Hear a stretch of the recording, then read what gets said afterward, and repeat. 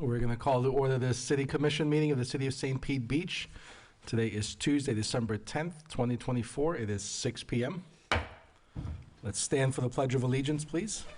I pledge allegiance to the flag of the United States of America and to the republic for which it stands, one nation, under God, indivisible, with liberty and justice for all. City Clerk, if you'll please do a roll call. Vice Mayor Mulholland. Here. Commissioner Marriott. Here. Commissioner Robinson. Here. Commissioner Wisnicki. Here. Mayor Petrilla. Here. We have a quorum. Thank you. First, we have presentations, the legislative update.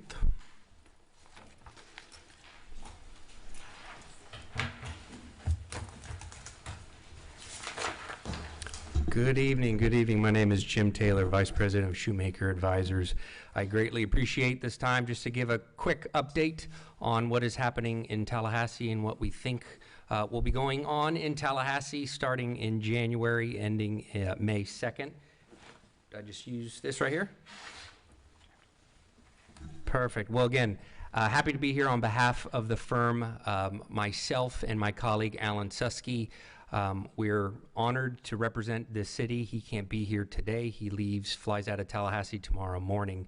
But he has done a tremendous job representing this city. While I am new to this account, I am not new to this area. I'm born and raised in Tampa. I still live here with my wife and my 4 boys. Got a 7-year-old, 6-year-old, and twin 4-year-olds.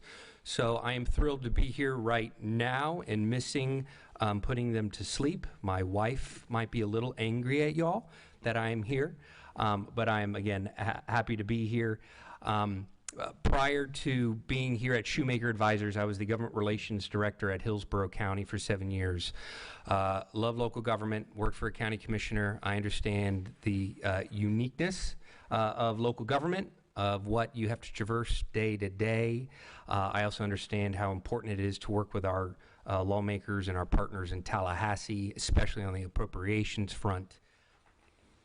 With that, you can see over the past couple of years where Alan in particular has done a great job of being able to pull down those dollars from Tallahassee through the Job Growth Grant Fund, obviously a resiliency project, the fire station number 22 project, which I have a feeling we'll be talking about again, and the Stormwater Outfall Structure project.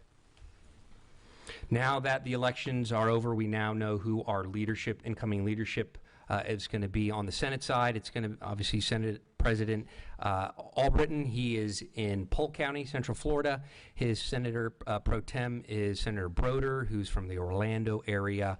What's good for our region, for the greater Tampa Bay region, is the incoming Senate Majority Leader is Senator Boyd. He represents Manatee County and a sliver of Hillsborough County. His district is much like this city, understands the impacts, of course, of the most recent hurricanes and just the issues that everyone is dealing with today and will be dealing with for the weeks to come.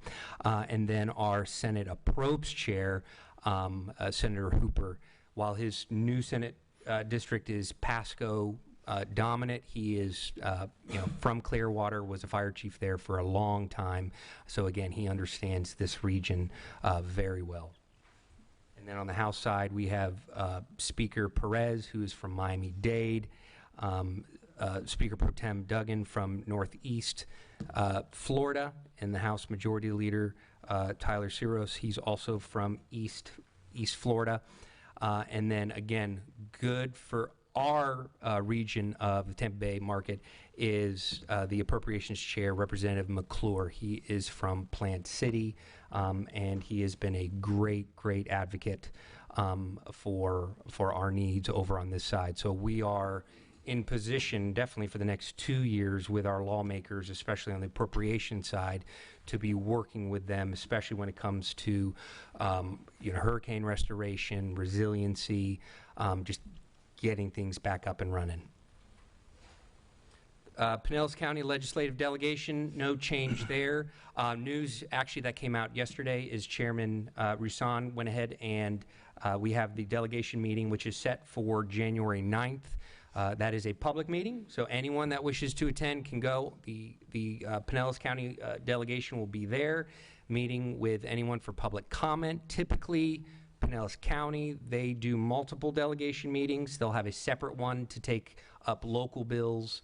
I don't think they're taking up any local bills for this meeting, so this is a good time to come advocate for the needs of your community, residents to come, tell them their needs, businesses and whatnot, so that's a great opportunity. I, of course, will be there on your behalf, provide updates of what comes out of any discussion that may come out of that delegation meeting. In particular, and this is a big one, is Senator DeSegli. He is the incoming chair for the TED committee, the Tourism and Economic Development. Predominantly, the money that we advocate for you comes through this budget, this silo. In fact, Alan and myself actually met with him today, and we spoke in particular about what those dollars are going to look like for restoration, for rehabilitation, economic development, and one thing that he is working on conceptually is understanding, the backlog in permitting. He doesn't have a silver bullet. He doesn't pretend to have the perfect answer, but he is wildly aware of trying to make some type of reform, and so he is beginning those discussions now. We talked about that over lunch, so we will continue those dialogues and provide input as best as we can to him. So he's going to be a fantastic advocate for us, not only on what needs we need for, again, restoration and response to the hurricanes, but also prospectively, moving forward as well. Session, so we have 7 to 8 committee weeks starting in January. We had one last week and we had one this week. I just pulled in from Tallahassee about 45 minutes ago. The past 2 weeks have just been presentations to newly electeds, getting them used to the rhythm and cadence of Tallahassee. They'll begin to hear from agency heads, department heads in those committee meetings. Then they will, the latter part of committee weeks, begin to start hearing bills, general bills of that nature. But March 4th, that is the beginning of your legislative session. And so that is the 60-day sprint. So our lawmakers, all they technically have to do is pass the balanced budget, but of course they're going to file a lot of bills and take up a lot of bills in committees and on the floor. So it's a 60-day sprint. Typically it's 9 weeks. We break it up week by week. Part of what myself and Alan will be doing on your behalf, of course, is interfacing with our delegation members on your behalf, going over appropriations, and then of course any policy that is filed by our lawmakers or committee bills that come before from department heads or agencies, and then working of course with Ms. Robustelli and her staff to get feedback, especially on the policy front. So we do that, and we provide weekly updates, and that way you guys can understand kind of the flavor of what happened in committee that particular week, what we did on your behalf, and of course like, okay, it's week 4, budget conference is coming up, and we're working on your appropriations and making sure that they get into the budget to be taken up in the final week of session. But again, it is our job to provide those updates so you don't have to worry about it. You're getting those weekly incoming emails to let you know what myself and Alan are doing. And partly what we do at Shoemaker Advisors as well is, while Alan and I run this account, advocate on your behalf, you also have access to all of our advisors as well, especially if there's a subject matter expert in our firm. They come in and they would provide the advocacy for you as well. So you have access just beyond myself and Alan as well. So session expectations kind of hit much of that as well. But starting now, we started it this morning with Senator DeSegli. We started weeks ago with Francis' team to kind of identify, what are those major appropriations that, of course, are going to be of major need, working with our state lawmakers to kind of get the flavor of where they're going to be putting a lot of the state dollars. I think it's safe to say there's going to be a large amount of deference within the state budget for hurricane restoration. They understand what, the greater Tampa Bay area, especially the Barrier Islands, what you guys are dealing with on a daily basis. So we anticipate that to be a good amount of deference from our state lawmakers, but we take nothing for granted, which is why we are up there. Alan lives up in Tallahassee. I live in Tampa, but I drive up there, rinse and repeat. So we make sure that they are very aware of your needs, of your priorities, as they begin to kind of craft that budget. And again, we will make regular updates, answer any questions that you may have, that staff may have, and then provide a post-session report as well of what was accomplished, what were kind of the big themes that played out. I mean, it's political, so there are politics that play out that could derail some priorities or whatnot, but to let you guys all know, hey, here's what happened during that 60-day sprint. Here's what we did on your behalf. And of course, as always, if you guys come up to Tallahassee to advocate as well, our office is, of course, a full reign to y'all, and we are happy to work with you and set up meetings as well and take you around Tallahassee and meet with our lawmakers and committee staff as well. So with that, I'm going to stop and thank you, and happy to answer any questions that anyone may have.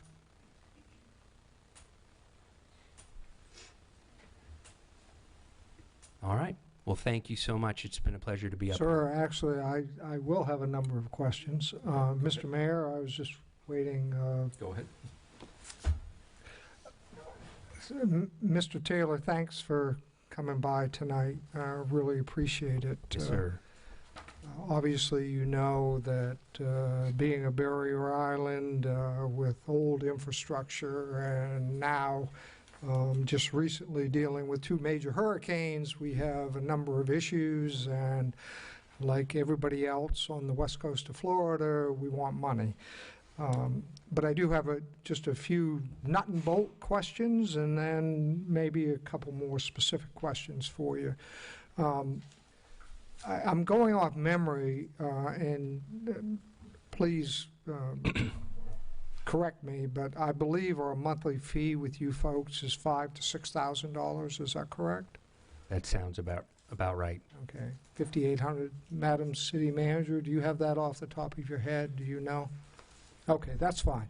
I believe it's like $5,800, but I'm, going off recollection. Does that include your expenses? And by the way, this isn't a gotcha question. I'm just trying to understand things. Sure. I'm not sure. I got to look at the contract to see if that. I have yet to directly expense anything to the city for my particular travel as well. I'll double check and to see what our contract says about travel or other ancillary expenses. Okay, thank you.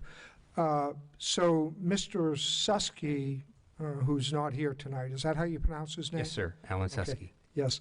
How long has he been with the firm? So he was, prior to coming onto the firm, he's been with the firm for just shy of 3 years. Myself, I've been with the firm for 2.5 years. He had his own operation called Susky Consulting, and Shoemaker Advisors acquired Susky Consulting roughly 3 years ago. He has been a lobbyist for 15 years. He cut his teeth with Congressman Young doing his appropriations on the federal level, and then came down and has been working with state clients for the past, I roughly think, about 15 years. So does he have a lot of Tallahassee experience? I know I saw the resume or the presentation where he has federal experience. Does he have much Tallahassee experience? He has incredible Tallahassee experience. That is his primary bread and butter over the past 15 years is advocating in Tallahassee on behalf of his clients that are state clients. Okay. He's incredibly successful at it. Okay, so you had indicated that he isn't new to the account, but he's kind of new to our account. Would that be correct? No, and if that was as clear as mud, that is on me. I'm new to the account. He has represented the city for several years now. I was brought on to the account. I'm just a local government guy, and I have also lobbied Tallahassee. I do both. I lobby local and state. So I'm the new guy technically to this account. He is not. Okay. And I apologize if that was unclear. Okay, thank you. I just wanted to clarify that. And Sure. I wanted to Absolutely. understand it.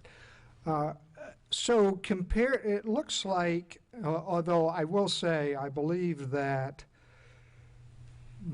at least half of our, the grants that we've received from the city, we haven't deployed. Now, that may be our problem. It's almost certainly not your problem. But it looks as if we've received about one grant a year since 2021,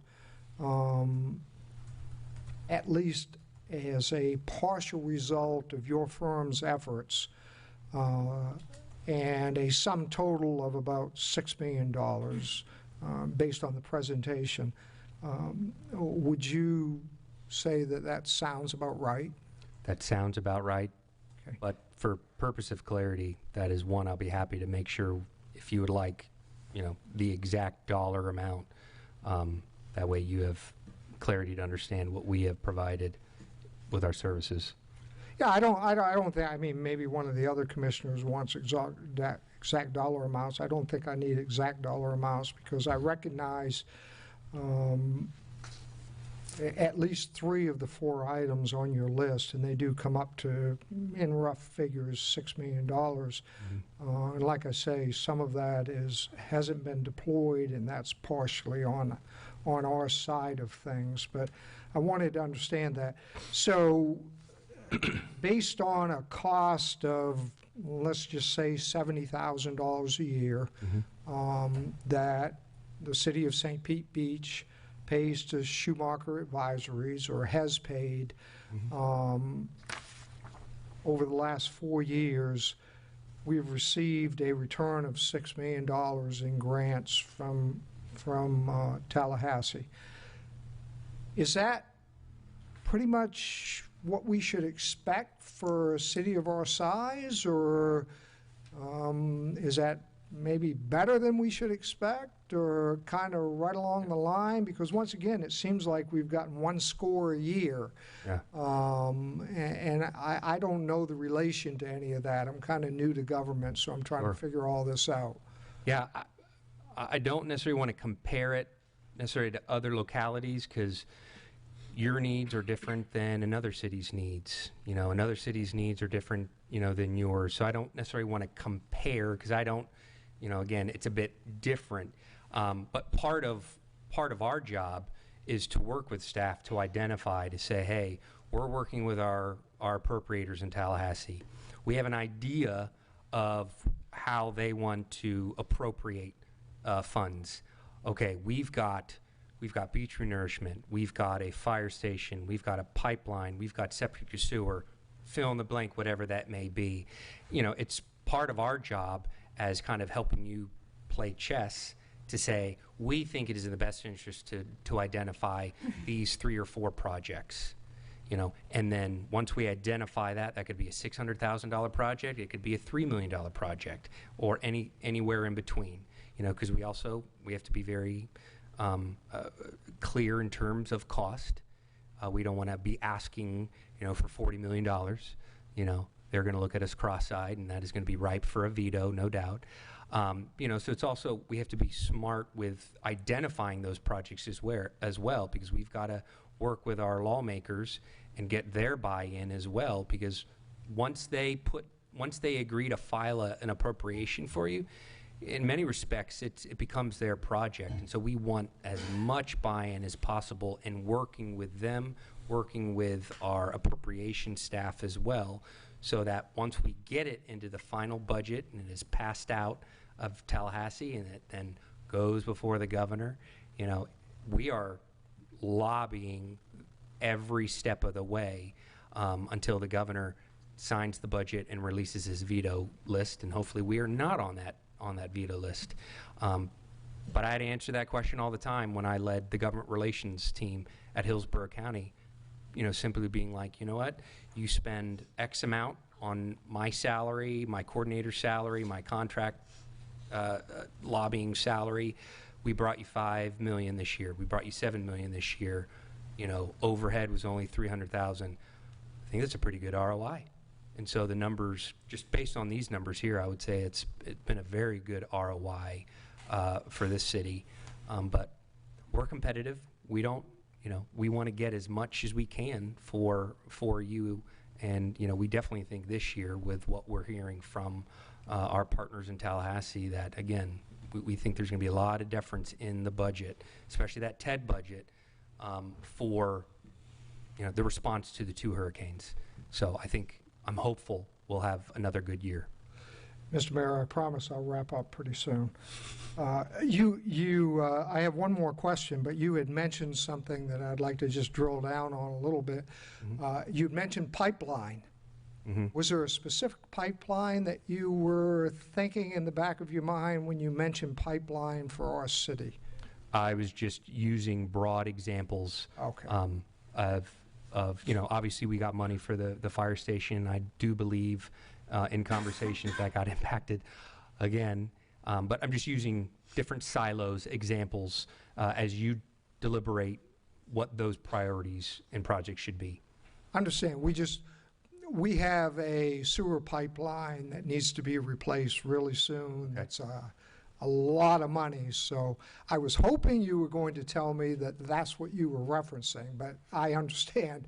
We have a couple pipeline projects going on, one water, one sewer. The water is probably a heck of a lot less than the sewer, but If you stick around for the next presentation, you'll hear all about the underground sewer pipeline. Understood. Well, and that's what we do with Ms. Rostelli's team is, talking with Camden and others to, again, identify those projects to make sure that, again, they are aligned with Tallahassee and be like, okay, you've got this pipeline project and it costs $6 million, and we can tie that to the storm, and we can break down the funding that we could get from FEMA, from, local government, and that way we can go to Senator DeSigley and others to say, okay, $4 million for this project. But again, that's part of the process our team works on with your staff and, of course, with you guys as well to identify those projects. So the last question I have, Mr. Taylor, and unless, of course, your answer prompts another one. So moving forward, so Alan clearly is very experienced. Very. He's familiar with the firm. He's been co-oping with the firm for a number of years. That's my word. I should have said this. He leads our Tallahassee office. Okay. So let me triple down on he knows what he's doing. He runs our Tallahassee firm as well. Okay. But he wasn't our specific lead in recent years. I think that absolutely. His name He's was been on this Jay account. Absolutely. Okay. Yes, sir. Okay. That's why he is included in the presentation. Okay, fair enough. So how likely are we to get similar or better results moving forward? Is there anything in the works that maybe we should lower our expectations, or can we maybe raise our expectations moving forward? Well, we are hyper competitive, so we want to deliver as best as possible, but at the same time, we don't want to set false expectations to where we say there's going to be this windfall, this golden parachute, because everyone is going to, just give West Coast Florida all that tourism dollars so they can renourish all the beaches and harden everything, because that wouldn't be fair. That wouldn't be fair to you, because you've got to report to the constituents as well. But I will stick with, in our discussions that we have had with, Appropriations Chair Hooper, Senator DeSigley, the Appropriations Chair in the House, there's going to be a large deference to this region and those impacted communities, just as it was 2 years ago down in Fort Myers, where we saw a slew of state dollars to go and rehabilitate those different cities and communities down in Lee County and Collier County. So I think there is a great chance of great success, but we don't do anything different whether we think there's a low chance of success or a high chance of success. Our goal is to deliver as best as possible the product that we say that we would deliver on your behalf. Thank you. Mr. Mayor, that's all my questions. Thank you, sir. Thank you. Absolutely. Any further questions? How many other beach communities do you represent? Does Shoemaker and his advisors represent? We have Treasure Island, Madeira Beach, Gulfport, Oldsmar, Safety Harbor. Those are the communities in this area. How many other communities do you have that were impacted by the hurricane? Or should I say hurricanes? Hurricanes. There could be other advisors in our firm that represent other communities, not in this area. We do represent a couple of cities and counties up in the Panhandle. I do not. I do not represent those. Those would be other advisors. I can provide you that as well. I'd just be curious to know how many that you have represented that have had hurricane impacts in the past. Sure, absolutely. I'll provide that. Okay, great. Thank you. Absolutely. Thank you. All right, thank you all. I appreciate it. Thank you. Thank you. All right, next we have a presentation on the Enterprise Program Overview.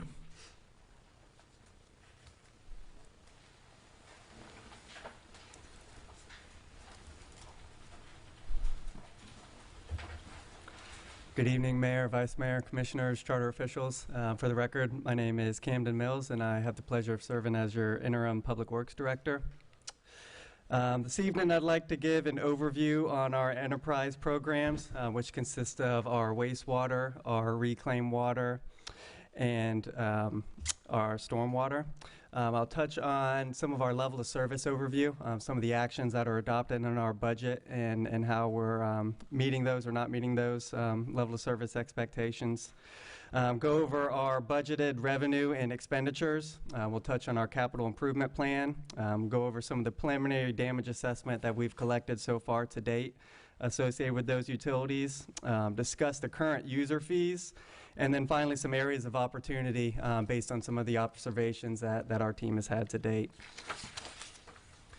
So first I'll get into our Reclaim Water program. At the top here you can see this mission statement that is included in our adopted budget, and our goal is to provide a high level quality service to our community.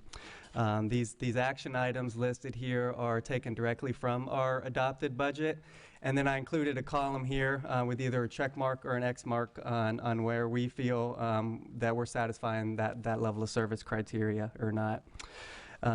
As noted here, one of those action items is full service replacement of reclaimed laterals from the private water box up to the public main. Typically when we receive reports of leaks that are in need of repair, our goal would be to do that full service replacement just due to the age and condition of our infrastructure. Due to some limited resources in recent years, rather than the full service replacement, we've been moving just towards quick fixes and maintenance repairs through the county. So that's one item where I don't think we are meeting our current level of service. I'd note that our reclaim program currently services around 2,900 customers and delivers an average of about 2.8 million gallons per day of irrigation water to our community. In our comprehensive plan, we do have an initiative for potable water conservation. So I think that's what drives our Reclaim Water program right now to limit that use of potable water and any dependency on the regional drinking water supply. And this next page here, I'll show you our current adopted revenue from our budget. And noted here in red is $400,000 from our general fund that helps supplement the revenue. So what we're showing here is the revenue that we collect through this program is not sufficient to meet the expenditures, so we're currently supplementing that with funds from our general fund. Long term, our goal will be to implement a rate structure that adequately exceeds operational needs and limits draws from our general fund as much as possible, with the goal of being self-sustaining enterprise. Next, touching on what some of those adopted expenditures are. In total, that comes out to about $1.7 million for this current fiscal year. And then as compared here, you can see our revenue from that program is at about 1.6. So our revenues exceed our expenditures. The column here on the right is our level of service shortfalls. These are values that staff has identified that we would need and added to the expenditure amount in order to meet the level of service criteria that we want to provide. So really here there's two issues that we're identifying is one in the resources allocated, but also in the revenue collected. Next, I'll get into the capital program for the Reclaimed Water Fund. That is $400,000, and that consists of about 2% of our overall CIP program. These are the projects that we currently have budgeted in our fiscal 25 program, and that's where the $400,000 comes from. Just general repair and replacement of aging infrastructure. The pig port installation is associated with maintenance activities. And then here is our current reclaimed water user fees. Right now we charge a basic service fee. Our reclaimed water is not metered, so it's not based on usage. So that's why right now it's just based on this flat fee per month. Next, I'll get into our stormwater program. Yeah. And again, so these are some of the adopted action items that define the level of service that's in our annual. Yes, sir. Sorry. Why don't we pause at each category, see if the commissioners have any questions? Sure. And then we can move on to the next category. Okay. Commissioners, any questions on the reclaimed water? I do have one quick question for you, Camden, on the I think it's the slide before this one, talking about the budgeted CIP. Yeah, no, keep forward. Sorry, you went back a little too far. Yeah, there we go. So the $350,000 for repair and replacement, is that is there like a feet of pipe or a number of structures that it serves, or is there any kind of context you can give for how much repair and replacement do you get for that $350,000? I don't have that offhand. I can do some research to see in years past, how much that extends. I do know, based on years past and historically, the amount that we spend in this fund, we typically request around 430 to like 450. Okay, so it's about the same amount that we've spent in past years on the same activities. Correct. Okay, thank you. Yep. And again, this doesn't include, or I might be wrong, it does include replacement of laterals? So the replacement of laterals would come from that repair and replacement CIP program. The shortfall that I mentioned, where we typically ask for the 430 to 450, that's the delta to where now we don't do the full service replacements. We do the maintenance based on the resources. Okay, thank you. So based on these numbers, it looks like the general shortfall every year is the maintenance that we have to do on the pipes and the whole system. Correct. Yep. Okay. Yep. So the amount of money that comes in is equal the amount of money that we get charged for the wastewater, for the reclaimed water. The money that comes in. So the $25 per house, right, covers what we get charged for the water, correct? So we don't collect enough money to also pay for the maintenance. We only get enough money to pay for the water that's being used. That's correct. Yep. The money we collect from our user fees is not included with this $400,000. Currently, we're using the general fund for this $400,000. And not to put you on the spot, I know you just showed up in this position, so I'm not in any way, if there's any blame to be put on anyone, well, today's not the blame game. But this $400,000 is just patching, right? We're not actually fixing the underlying problems. We're just patching it so that the system can continue to be just be serviceable. But we're not actually making any progress, because my understanding is, it blows up, we go and patch it, and then 6 months or 2 years later, same one blows up again, because we're not actually making any progress in addressing the overall problems of the system. That's correct. So typically, in review in years past, it seems like, through quarters 1 and quarter 2 through fiscal year, we are able to move forward with that full service replacement. And then as we're analyzing the budget and seeing, what we're expending based on what is left, towards the end of that year in quarter 3, quarter 4, that's when we adjust our level of service to be more towards the maintenance repairs rather than the full service replacements. Okay. So then if you go back to your very first slide, right, where you talked about right here, right, the big X at the bottom, what number would we need to actually do full service replacement rather than patching? We would need approximately about $80,000 more a year. Okay. So we're short $400,000 every year, and another $80,000 would move us from patching to fixing? Correct. Okay. So I hate asking why questions, but how come we're not spending the extra $80,000 to make sure that the system gets fixed rather than just patched together every year? If we had the funds, we would continue to move forward with the full service replacements. But when we get towards the end of the year and we're at our resource limit, that's when we adjust our level of service. Okay. So based on the 3,000 roughly homes that are you at some point going to provide a proposal that says, or is that something that we're doing in the future? Today or in the future? Oh, in the future. So that's part of all the fee studies we're looking at, is what does it cost to run the system? Okay. So we've got 3,000 homes or users. We're charging $25 a house, and we're short 500,000 roughly every year. Rough numbers, I'd have to do some calculations to confirm that. But yeah, that's an area of opportunity that we see, where a rate study, a comprehensive rate analysis, where they look at our asset management program, look at our capital program, and structure the fees based on that. Thank you. Yes, sir. Mr. Mayor, could I ask one quick question? So Mr. Mills, is $25 per residence? Is that what I heard?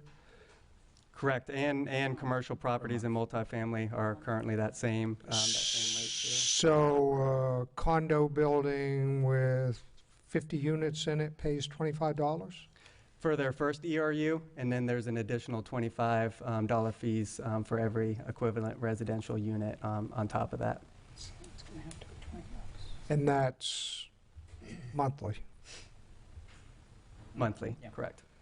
So what about, I almost hate getting into this, but what about a 300-unit hotel? What do they pay? They would pay, that base fee and then whatever equivalent, residential unit that it comes to. So if that 300 units is 300 ERUs, then they would pay, 25 for that first ERU and then another $25 for the additional 299 ERUs. So 25 per or in total? 25 for a commercial property is just for that first equivalent I residential. understand that. I got that. And then for every additional unit is another $25. Okay, so if they had 100 units, it would be $200 or $2,500. Mm-hmm. Okay, thank you. If they had 100 ERUs, correct? If they had 100 ERUs. Which is not, it's like roughly It's not, the ERUs 90%. isn't always equivalent to exactly to a unit. It's different calculation based on property usage, but in generality, yes. Thank you.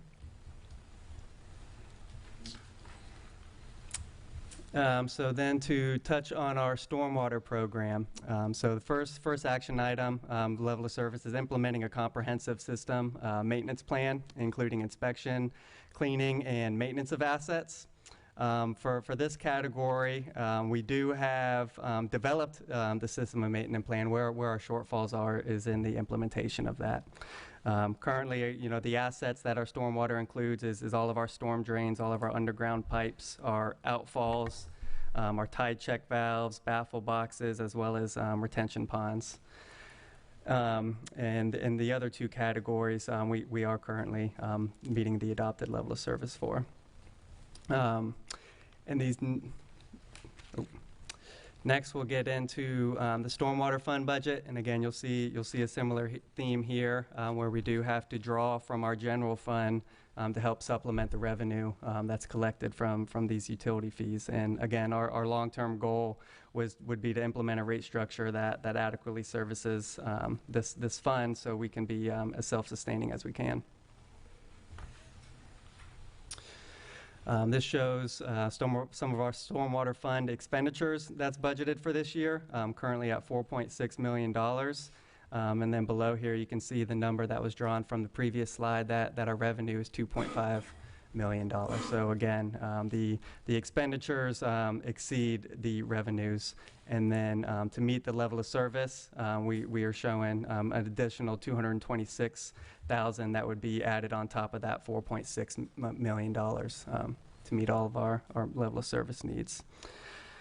And then this is our capital improvement program showing the stormwater fund. Currently we have $3.1 million of capital projects budgeted. That comes out to about 14% of our overall CIP program. And then on this slide, I show the stormwater projects that are currently budgeted for this fiscal year. You'll note that first project, the Watershed Management Master Plan, I included that on here because it's associated with stormwater, but that is funded from our resiliency fund, which is from our general fund. But the rest of these projects here you can see. The Dances are outfall improvements. That project does include a $625,000 grant associated with it. Next, I'll touch on some of the preliminary damage assessment that we've collected so far from these storms. The overall damage that we've identified at this point for our stormwater system is about 4% of the overall damage that we've collected. That total dollar figure for the stormwater damage is about $950,000. There's two components with that, well three. One is associated with cleaning and televising our entire underground stormwater system and doing an asset inventory to update our asset management program, as well as making repairs to the one stormwater pump station that we currently have that's down in Paso Grill that sustained some damage from the flooding. Getting into our stormwater rates, we have two tiers. One is on a per parcel basis. It's an annual fee. And then the other, tier 2, is variable based on equivalent residential units. As I understand, these rates were recently adopted in a resolution 2024-04. And next I'll open it up with any questions on our stormwater program. Thank you, Camden. Commissioners, any questions? Don't be shy. All right. If you wouldn't mind just going back to the first slide, and we'll walk through a couple of those items. Yes, sir.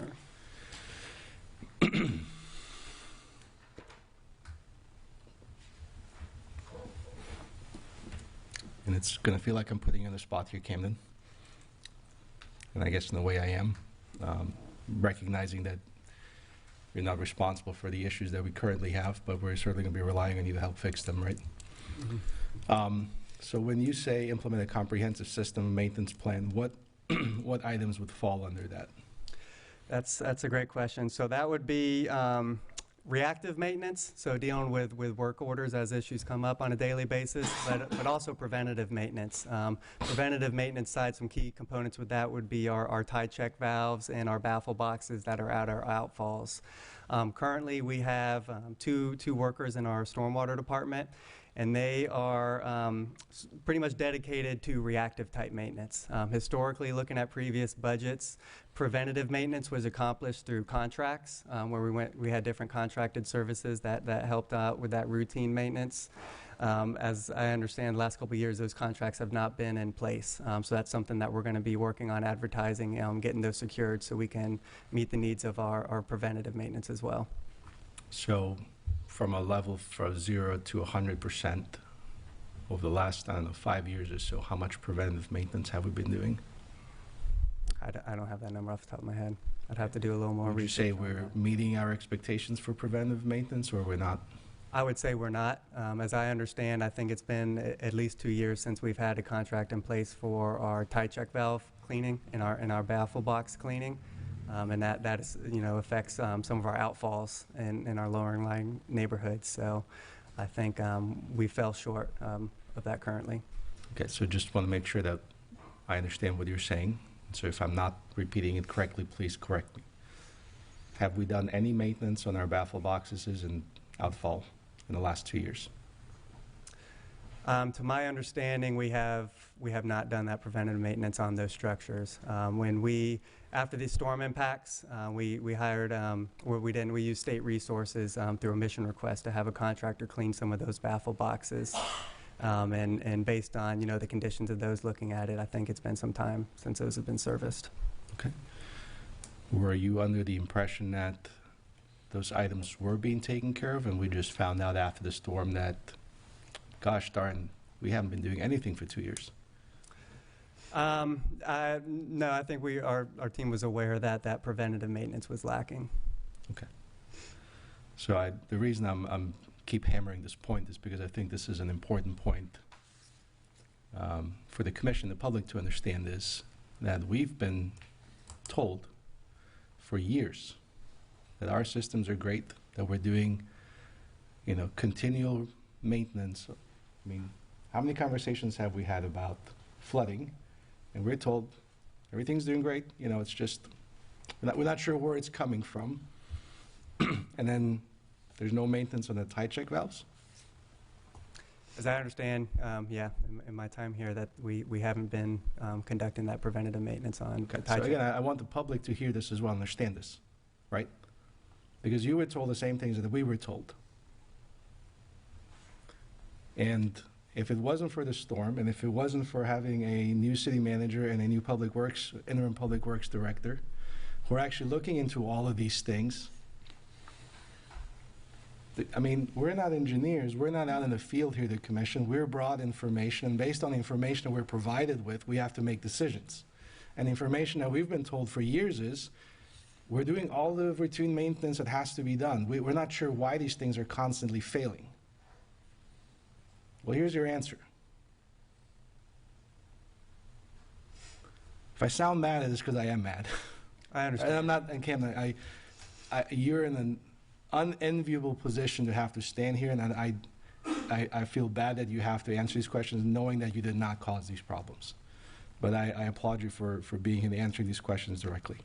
If you don't mind moving on to the next slide. Sure. Mayor, can I add one more thing in that?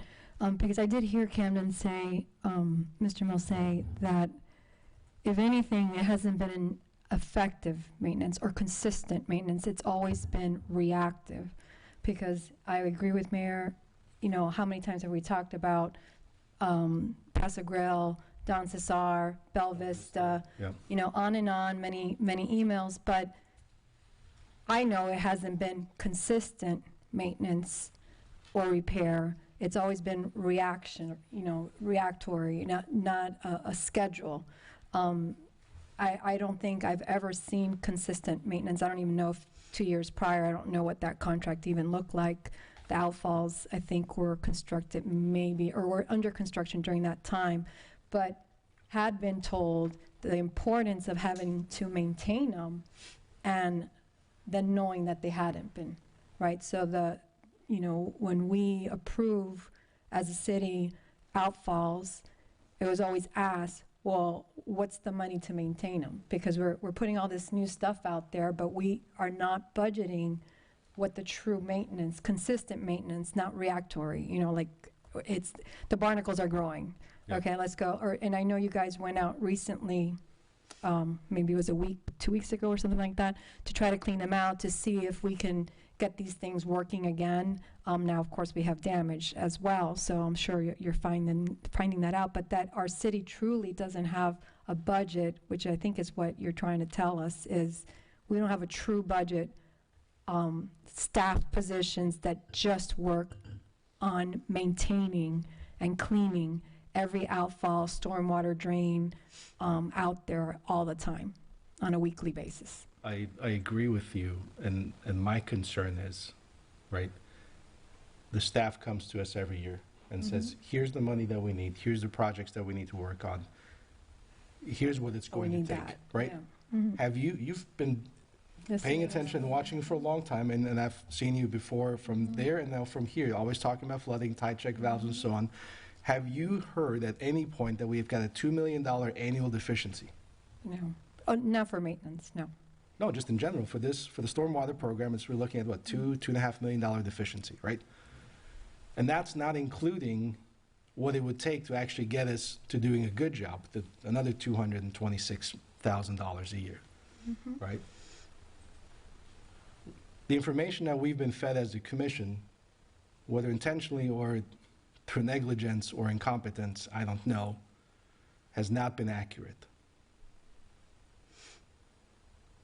Because you're the first person that I've been here for almost 2 years now, and at no point has anyone come and said, hey, we're missing $2 million to actually do a good job for this. And we've got, what, 3, 4 things we're going to look at today, and the first one was short $500,000. This one is short $2.5 million if we were supposed to do it correctly. Yes. Right? So and how my are we team's supposed to make goal- good decisions if we don't get, and I appreciate you bringing us good information, okay? I do not envy you being in that seat right now, but I appreciate it. It can't be easy, and I do thank you, because this is the information that we actually need to be able to make. Think about all the decisions we've made in the last 2 years. Based on everything is great, and we haven't gotten to the sewer system yet, right? Get ready. Okay. We'll come back about the decisions we've made the last 2 years based on all this information, or lack thereof, or misinformation. And Mr. Mill, is it safe to say that 2.5 million is really not what we need, right? You're talking about a shortfall. You're not giving us, this is what we need to fix the maintenance issue, right? Like how much it would cost staff, how much it would cost equipment to really go out there and maintain all the outfalls and stormwater. Like, that's not the budget that we're missing, correct? So what's shown here is that the expenditures that we have planned is 4.6 million. That exceeds our revenue. So that's where the $2 million difference is there. The $226,000 shown, that's the need to get us to be able to provide the high quality level of service that our budget adopts. I will note that we do have some budgeted positions in the stormwater department, so we'll be adding 2 more people there, and we're also going to be pursuing some competitive contracts to get contractors on board to help supplement the maintenance as well. And our team's goal is to be, this isn't news that I'd like to share with you either, but we want to be as clear as possible and make sure that you guys are aware of the resources that we think is needed to provide the level of service that our community desires. And I appreciate that. And then, again, realizing that you've been in your position 5 months? Yes, sir. City manager, less than that? Yes. Right? And you're coming in here stumbling into this information. And I appreciate you bringing it to us. And as much as we don't want to air out dirty laundry, I think it is important for the community to get a clear picture, because a lot of these things came to light as a result of what's happened during the 2 storms. And I think it's important for the community to see exactly what the true picture is of some of these systems. So thank you for that. Mr. Mayor? Yes, sir. So just a couple words, Mr. Mills. 1, I hope you don't burn out. And 2, keep speaking the truth. Thank you. Well said. Thank you.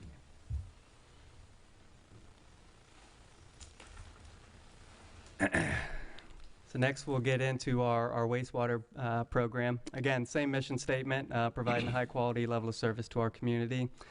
you'll see some of the first adopted action items that we feel that we're currently deficient in our level of service needs. And that is, develop and implemented a pipe inspection program, a manhole inspection program, and as well as addressing our fats, oils, and grease. I will say on items 2 and 3, we have developed a comprehensive manhole and pipe inspection program. Where we currently fall short is on the implementation of that. And on the fats, oils, and greases, that's another item that we haven't been addressing recently. We do have an open position for an inspector that'll help us satisfy that program moving forward. Our wastewater program, there's a lot of infrastructure associated with that, about 2.8 miles of force main, about 41.5 miles of gravity lines, over 750 manholes, 3 master pump stations, and then 18 lift stations. So in total, the revenues and expenditures associated with this program services that infrastructure. I will note, as I understand, back in 2016, we were operating beyond our capacity at about 130%, which resulted in some sanitary sewer overflows and environmental impacts. That led to a consent order from the Florida Department of Environmental Protection and ultimately on a moratorium on further development. Since then, there was a force main improvement project that really updated the backbone of our transmission system, and including some lift stations and, as I mentioned, the force main. And the goal of that was to improve for build out of our community redevelopment district.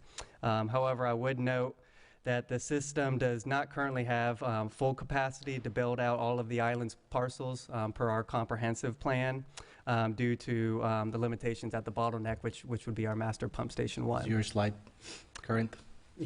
These are just outcome points. Okay. Sorry. Can you repeat that last thing you just said? Mm-hmm. Our system is where? That was just noting back some back in 2016 that we reported that we were over capacity. Since then, we did the force main improvement project and constructed 3 additional lift stations. The goal of that was to improve capacity in our system. And I would note right now the pump station 1 is our limited. The bottleneck in our system that limits our capacity. So right now, we could not fully build out to, all the limitations within our comp plan on parcels across the island until that master pump station 1 is upgraded. So at the current level where we're at today of units on the island, what capacity are we running at right now? As far as like a percentage-wise? You said you were running 130% previously. Exactly. Right, so today, based on, you said we couldn't build out to full capacity. So right now, with the number of units that we have, what capacity are we running at? I'd have to go through some further data and follow up with you on that number of exactly how much capacity we have in our system. I know that force main project did add quite a bit of capacity to allow for some redevelopment in that community redevelopment district. But that exact number on where we're at, I'll have to do some research and follow up with you on. Okay. I'm going to hold you to that. Yes, sir. That is a number that I think would be important to understand. Okay. Because we do have some big decisions coming before the commission in the next couple of weeks and months that will be impacted by that number. Okay. Understood. And again, you said that the new force main was beneficial to the redevelopment district. How does that impact on the residentials? It has an impact on them too, because that force main ultimately feeds to our master pump station 1, so that improved system-wide capacity. And an observation that we're noting here is really the lacking of the implementation of preventative maintenance again, and keeping up with our asset management planning, and just being short on resources from a funding, personnel, and contractual standpoint. I want to note in fiscal year 24, it's reported that we accomplished about 10% of our preventative maintenance work orders through the fiscal year. So again, in this program, very reactionary based on the resources we currently have. That was this year? Last year. So 23? Or the fiscal year 24. Okay, thank you. Yes, sir. So we did 10% of what we know to be required for maintenance. preventative maintenance, extending the useful life of the infrastructure we have. We have been well at keeping up with the reactionary maintenance side of things, but again, due to funding personnel and lack of contracts in place, that's fell short.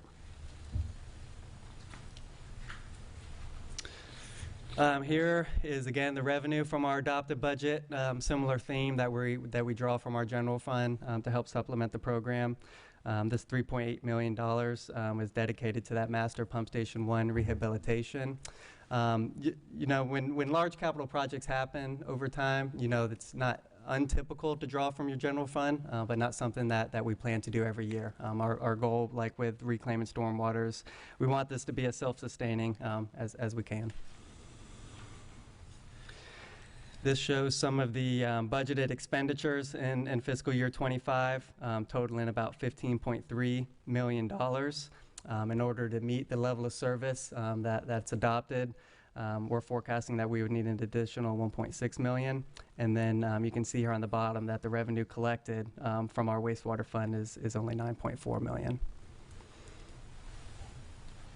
So again, some of the observations is just shortfalls in both resources allocated and the revenue collected.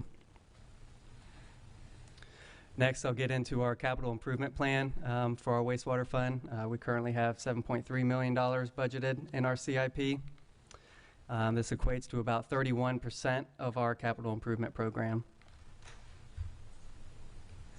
Here are some of the current projects that we have budgeted in fiscal year 25 that make up that $7.3 million, the biggest of which is that Master Pump Station 1. It's also important to note here Force Main 1 improvements for $40,000. Those $40,000 is to complete the remaining of the preliminary engineering study that's being conducted for the Force Main 1 replacement. And in future fiscal years, we will ask for design on that, and then eventually construction. That may be the pipeline that Vice Mayor was mentioning earlier, but that's a project that will be a very big project that will be coming to you guys in short time.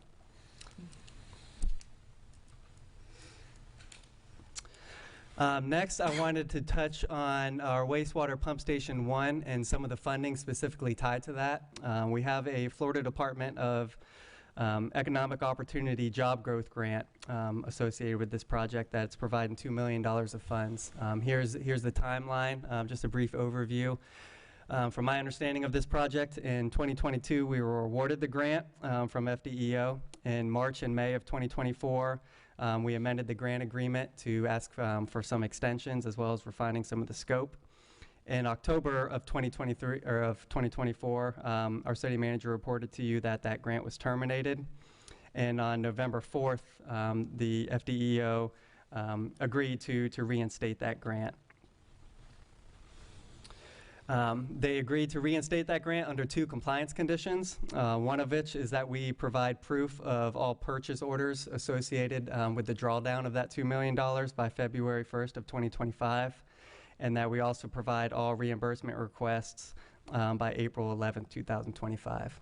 It's important to note a good chunk of that $2 million is associated with equipment that the city is directly procuring, that we do have purchase orders for, and that we've submitted it to FDEO. So once those payments are fulfilled, we'll submit our reimbursement requests. Staff does not currently have any objections to these 2 conditions. But one thing I'd like to bring to your attention is some of the job growth metrics that is tied to this grant. So after completion of construction, up until December 31st, 2034, we have to track performance metrics to show that we're meeting the goals of FDEO, and that's what's shown here. Minimum private capital investment of over $250 million and the creation of over 1,300 jobs that we can show that this project added capacity to our system, allowed for redevelopment, and then we track that and submit that to FDEO.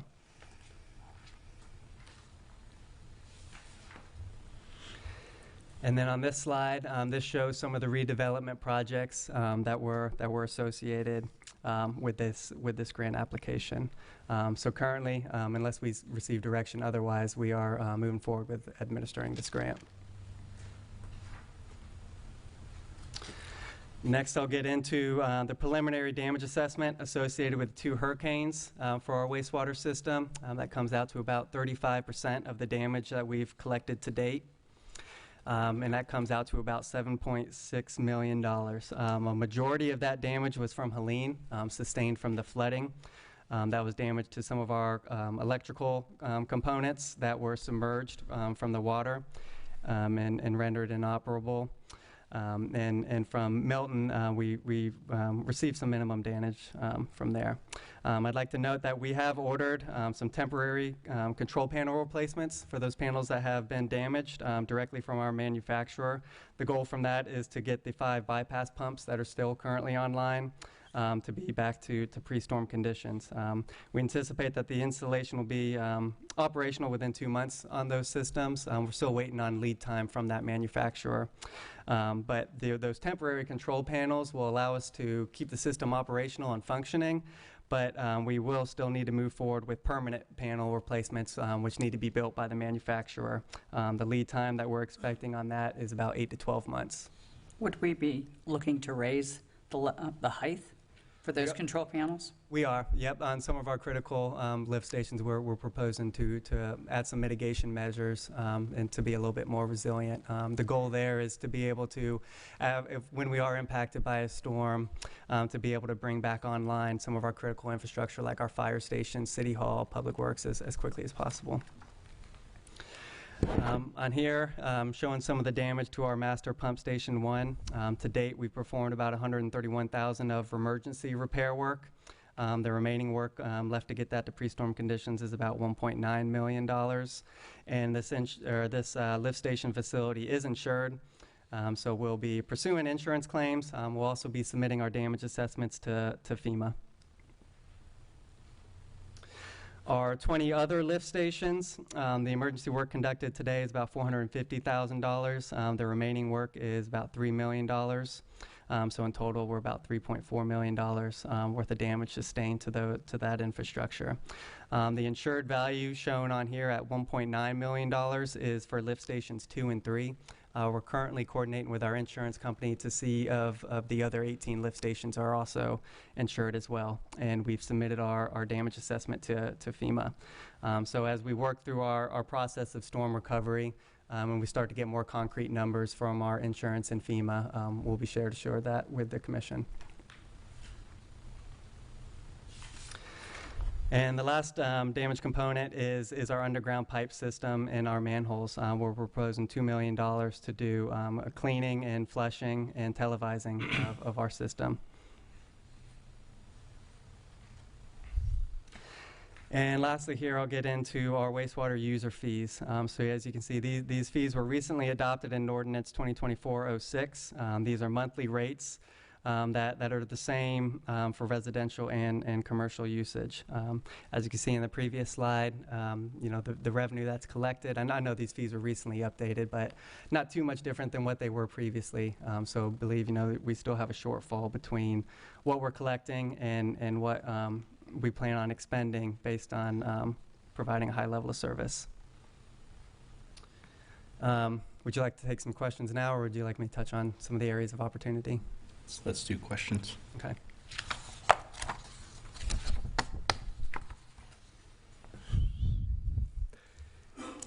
Go ahead. So, Mr. Mills, you may be getting to this.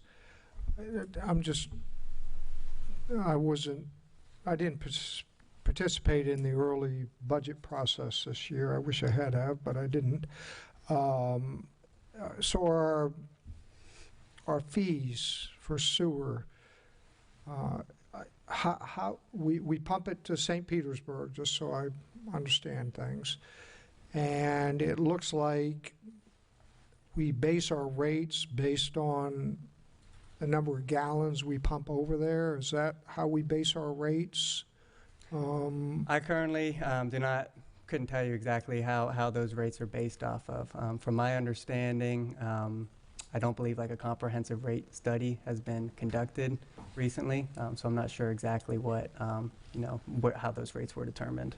Yeah, I thought there was more to the matrix than just gallons, so I was just trying to understand that. I thought maybe you knew, but I think it's water usage. I mean, that, I know because I was just hit on my bill significantly, which I need to appeal, because we haven't used as much water at my house, and it is by usage and through that tier rate. Right, but I was just trying to understand I believe St. Petersburg charges us on a different matrix, but I don't know the answer to that.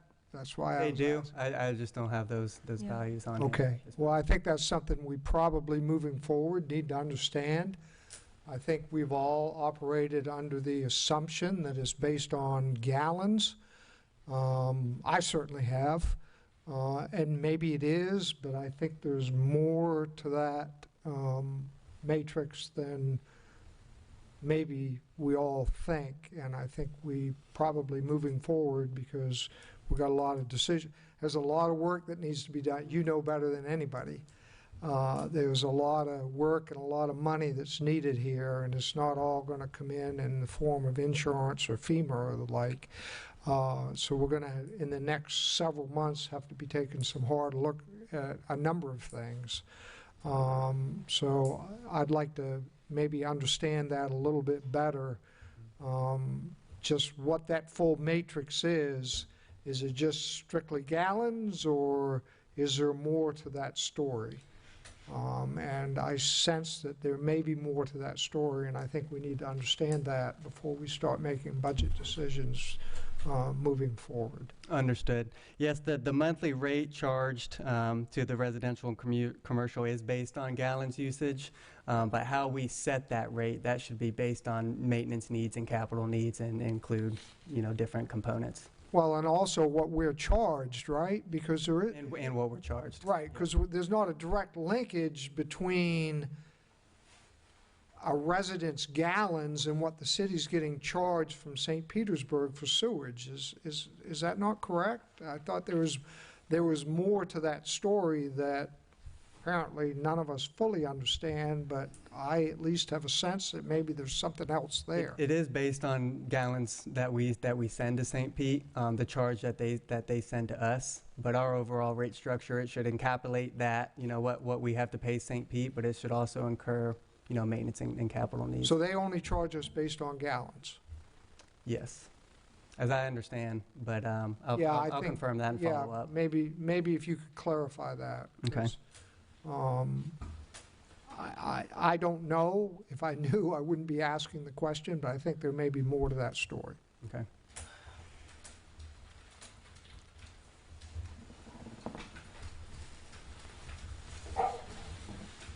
Want to go back to slide 1? Actually, let's the pump station one's as good a place as any.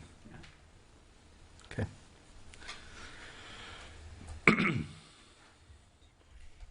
What was the condition of pump station 1 before the storm?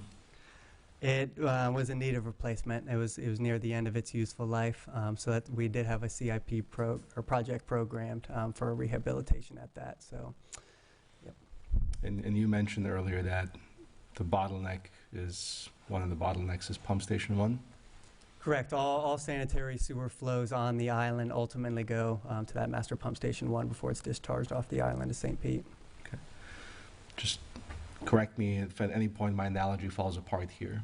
But so before we did the undergrounding projects, or the sewer project on Gulf Boulevard, we essentially had one gravity-fed line servicing all of St. Pete Beach, and that went to pump station 1. I think it was a force main that fed to pump station 1, but It was still a yeah. but it was a single line, right? So then we doubled the capacity, or we increased the capacity, whether it was double or whatever it was, when we added the west side of Gulf Boulevard with a new sewer line. That was associated with that force main improvement project, yes. And, the hole at pump station 1 remained the same, right? So whether we have 2 lines, 5 lines, or 100 lines, they all terminate at pump station 1. Correct. Okay. So the capacity is bottlenecked by this pump station. And that we knew was at the end of its effective life, at least 2 years ago, if we base it on the grant request. I think that'd be safe to assume. Okay. And then the work that we're doing now is $130,000 already expended, another $1.9 million to be spent. That's to bring it back to where it was 60 days ago. It does. There is some overlap between new components. So some of the replacement parts that would be components that were damaged from the storm that need replacement, or also same components that we were proposing to replace as part of that project. Okay. So once we replace pump station 1, so the last person who stood here before us told us we have all the capacity that we could ever need. Now that seems to contradict what you said about 5 minutes ago, that we couldn't possibly build out everything that we have in the comprehensive plan allowed. Not until that pump station 1 is upgraded. Currently, where we're at today, Currently, we do not have the capacity. Okay. correct. Right. The reason I keep harping on this point is, again, this is important for the public to understand that this commission, including 3 of us who are here today, have made decisions based on the information that we were told about the capacity of our sewer system at the time of the application, not in the future, once the repair work was done. Okay. I can't speak for the other commissioners who voted differently than I did, so I don't know what they would have done if they had different information. But the reality is we all relied on that information to make those decisions. And now the information that we find out, it is vastly different from what we were told. And we haven't even gotten to the fun parts yet, right? So when you look at, you know, we keep talking about a pipeline. It's not a pipeline, right? It's a sewer line. Correct, yep. And that sewer line is, because we've talked about money that we're short, money that we need immediately, and then there is money that we're going to need in the very near future. I mean, those are your words. You said in the very near future, you're going to be bringing information to us about the pipeline or the sewer line that goes from pump station 1 across the bay, correct? Correct. When you say in the near future, are you talking the next 6 months, in the next 6 years? Less than 6 years. So currently in our budget, we were projecting to have that construction take place in fiscal year 2029. I would propose that we try to expedite that to be as soon as we can, up in maybe fiscal year 28, which will give us some time to complete the design. Okay, so you're talking about finishing the project in 28 or starting in 28? Starting. Okay, starting in 28, okay. I've asked this question to the person who was standing here before 3 times over the last 12 months. This exact same question. And the answer I got the last 3 times was 8 to 10 years. Not 4 years, 8 to 10 years. And the last time I asked that question was in April. Decisions were made in this city based on the information that we received from Public Works and from the city manager's office. Not the current city manager, not the current interim Public Works director, right? There's a big distinction here. Rough idea what that pipeline is going to cost? About $15 million currently is what was shown in the budget. I have not reviewed the preliminary analysis done where different alternatives would be considered. But I would say, you know, $15 million is probably a ballpark to chew on for now. But with that, I think we also need to, you know, consider some resiliency and possibly some redundancy in our system. Okay, so 15 million for the replacement sewer line from pump station 1, 6.5 million for pump station 1? Correct. How much for the other preventative maintenance to raise the lift stations, electrical and everything else? That is a good chunk of that $2.9 million shown here for remaining work Okay, and mitigation measures. So 3 million, 6.5 million, we're 10 million, plus 15 million, we're $25 million, and we have a $2.5 million annual budgetary deficit. Okay, so we're not even meeting our current obligations, and somehow in the next 5 years, we've got to come up with $25 million. That was not a question for you. Summarizing. I'm just, thank you, I'm summarizing, okay. If you don't mind going to the first slide.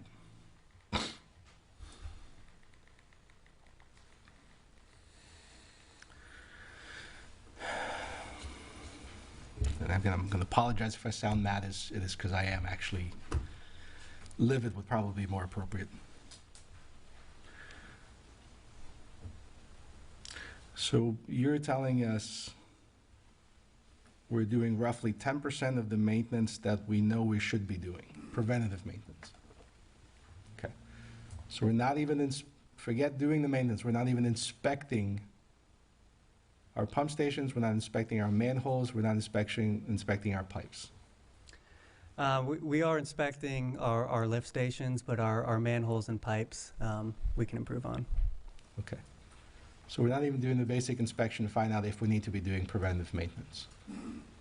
And that's something we have proposed in our current fiscal year budget, is to do televising with a camera of our sewer system, and based on the results, an engineer will look at that and analyze and develop our long-term maintenance and repairs based on the results of that. Now, with the exception of Mr. Mulholland, but you've also been paying attention for a long time, most of you have been either on boards or actively involved in the city. To your knowledge, have you ever heard, because in my recollection, I keep hearing the opposite, that, hey, we're doing everything we're supposed to be doing. Yeah, we could use an extra staff person, that'd be great, but really, for all intents and purposes, no one's coming asking for more staff because we don't have the resources or the people to do the inspections. No one's telling us we need more resources and more money. No one said, hey, we're short $2.5 million a year. Right? So, again, as Commissioner Mulholland said, I appreciate the truth, and I thank you for it. But the reality is we've been making decisions at the very best incomplete information, if not downright deceptive information.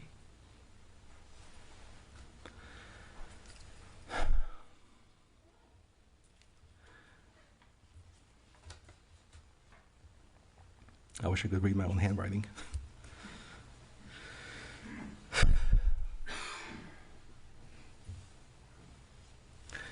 On the, if you wouldn't mind going forward a couple slides to the grant. One back. Okay.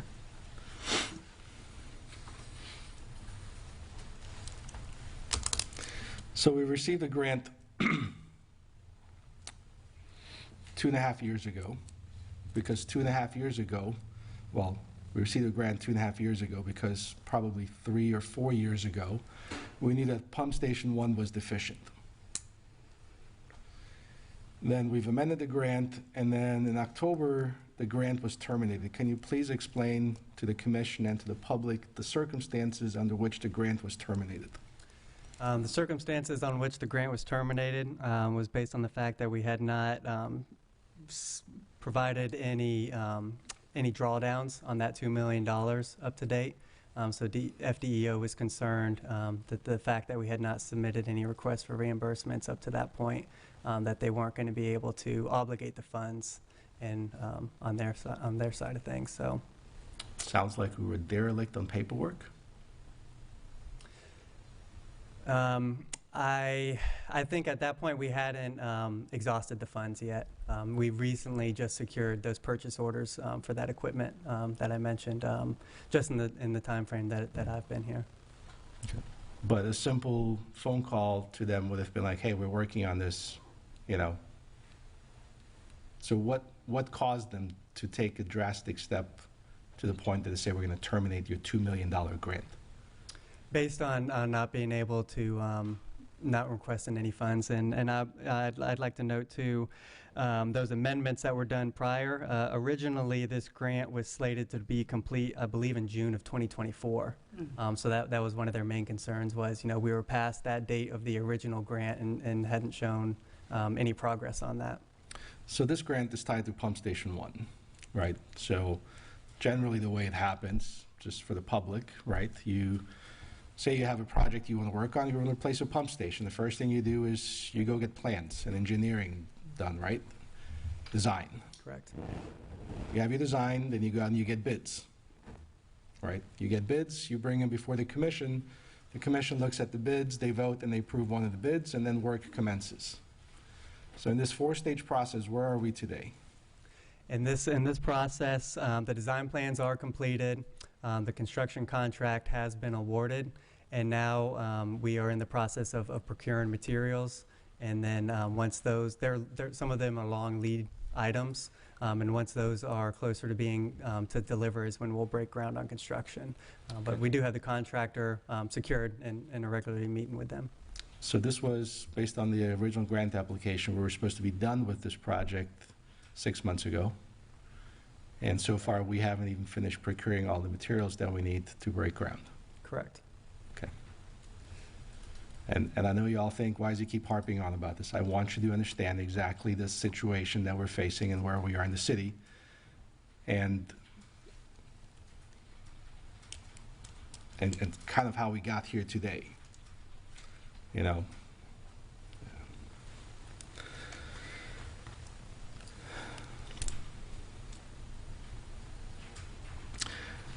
On the fees, which I think is next up. Okay. I know we looked at this briefly during the budget session, but again, the city manager came in 2 weeks prior to that meeting, so that budget wasn't yours. Our finance director came in after that.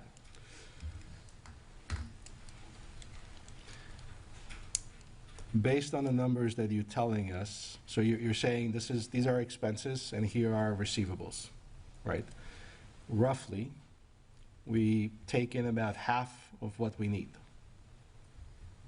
right? So we would have to double the fees to get to 100% of what our expenses are. Is that a relatively fair assessment? Am I way off, or? I think that in generality, I think that's a fair assessment. You know, part of that that would need to be considered is, you know, long-term maintenance and replacement of other projects. But yeah, that just gets us to breaking even on the budget, not the additional money that you had for us to be doing our preventative maintenance and inspections and everything else. correct. Right. Okay. So we were sitting here at the budget meeting in July, and we request, the proposal came that we increase these fees by a certain amount. The amount that we increased them by, I have to go back, and it was dollars, $2 or $3 a month, not double. And the reason we did that is because we were told if we increase it by this amount, it's going to cover 50% of the shortfall, or a number close to that. And forgive me, I genuinely don't remember the exact number. But the decision of the commission at that time was based on the numbers that we were given. The numbers that we were given, based on the numbers that we have today, either your numbers are way off or the numbers from several months ago are way off. Your numbers don't help you in any way at all. So I'm more inclined to take your very, very ugly numbers as being closer to the reality than the fairy tale that we were sold 6 months ago.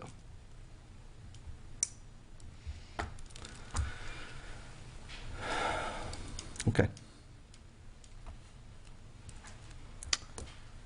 I know your next slide was, after these, was kind of looking at what the future holds and what, but before we get there, I just want to see if any of the commissioners have any more questions based on this just shockingly disturbing information that is before us. I have a question. On the subaqueous line, I know you're saying we're now slated for 2028, 4 years from now is what you're looking at. What is the projected end of life on that line? I would need to check on, I haven't reviewed the preliminary engineering study on that, on what those projections are. A subaqueous type of line may have a shorter lifespan, but I would think we would be shooting for like a 40, 50-year range. But I'll confirm that and follow up. Okay, thank you. Commissioner Robinson, were you asking about the lifespan of the one that's currently in place, or the one that it will be replaced with? No, the one that's currently in place. Oh, the one that's currently in place. Yes. That one is near the end of its useful life. Yes. Yep. Is that projected at 2029? Are we getting really close to that? My understanding is around 6 years.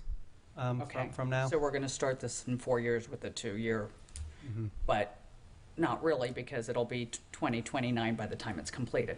So we'll be within a year of basically what we're saying, the 6-year lifespan. Correct, but let me confirm that 6-year number and follow up Thank with you. And I do remember in the presentation, it was 20 years. Okay, it was in that 20 years, because I remember asking, aren't we using cameras to look at that? And we were told, not yet, but we had told before that they had been inspected or were being inspected. And I know it was around the 20-year range, because that's what threw me off. We were trying to approve these fees, which I wasn't very happy to have to do. Anyways, another question, just to kind of think of the future, is I don't know what you're might be proposing, but because you said it bottlenecks, right, at Pump Station 1. Since you're new here as an engineer, do you propose maybe doing something different? Like, why are we going to continue to bottleneck everything?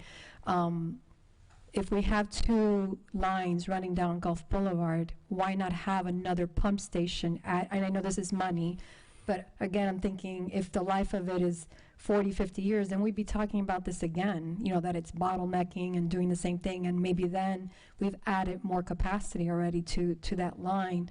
So are we going to try to plan so we're not continuing to do the same thing? I think as part of when we review that preliminary engineering study, that's done in different alternatives. I think one of the alternatives that should be considered is redundancy.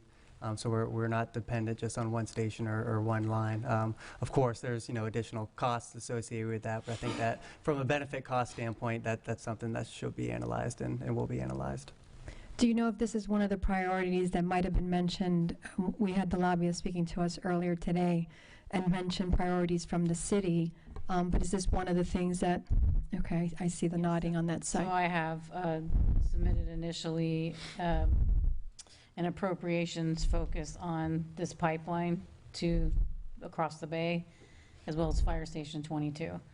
So those are the 2 I've raised right now as most critical. Could I clarify one thing? And Commissioner Ruznicki was just asking about the, like what are we doing if we're going to have the same bottleneck? And I want to make sure I understand this correctly, that the bottleneck is pump capacity, not the size of the pipe necessarily that goes under the bay. Is that correct? Yes, that would be correct currently. Okay, yeah. So it's not that we have all this capacity flowing down Gulf Boulevard and then it literally bottlenecks into a smaller pipe that doesn't get fixed. The problem is that we have this capacity flowing down Gulf Boulevard that goes to a pump that doesn't have the capacity to pump the volume. Okay, thank you. Correct. Yep, and then that's really some of the components that's associated with that rehabilitation is right. A lot of that infrastructure is going to remain in place. The upsizing of the pumps is a major component of that. Okay, thank you.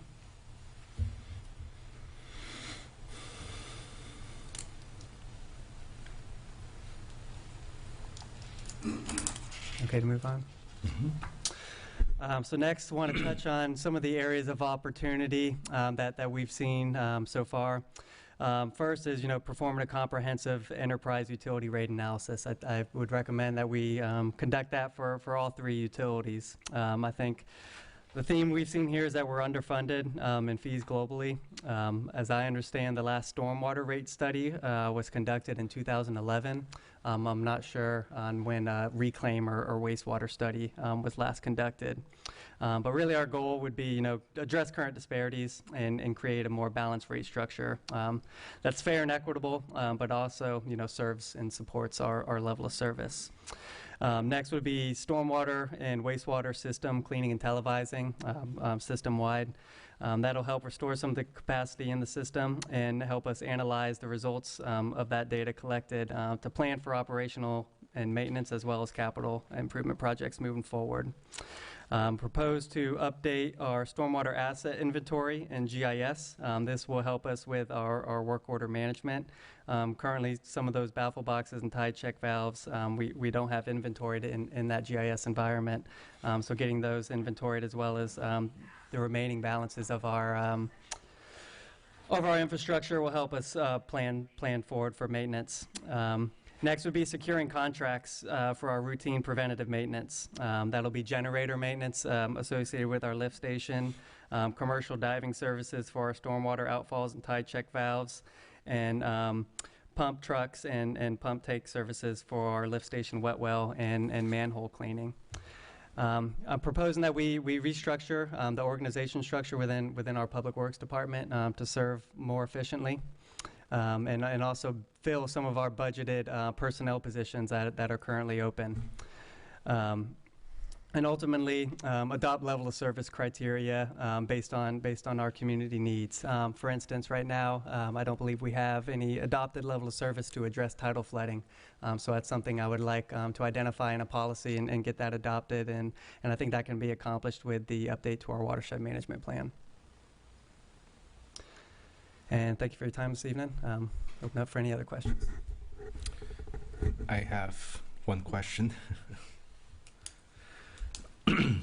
I'll get to the question first, and then I'll get to the comment.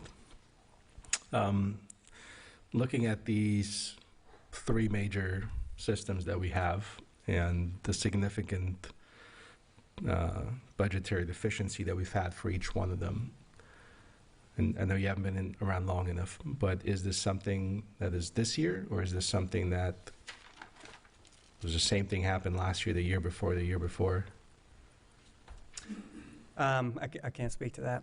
Sorry. Okay. I would imagine it's probably a compounding issue. Okay. City manager, if you don't mind, just looking at for the next time, just give us I would like to have an idea. So this is, again, I know you just came in, and Camden, you just came in as well, and I'm sure this is as shocking to you as it is to me and the commission here. But I would like to understand whether we had similar shortfalls in the previous years.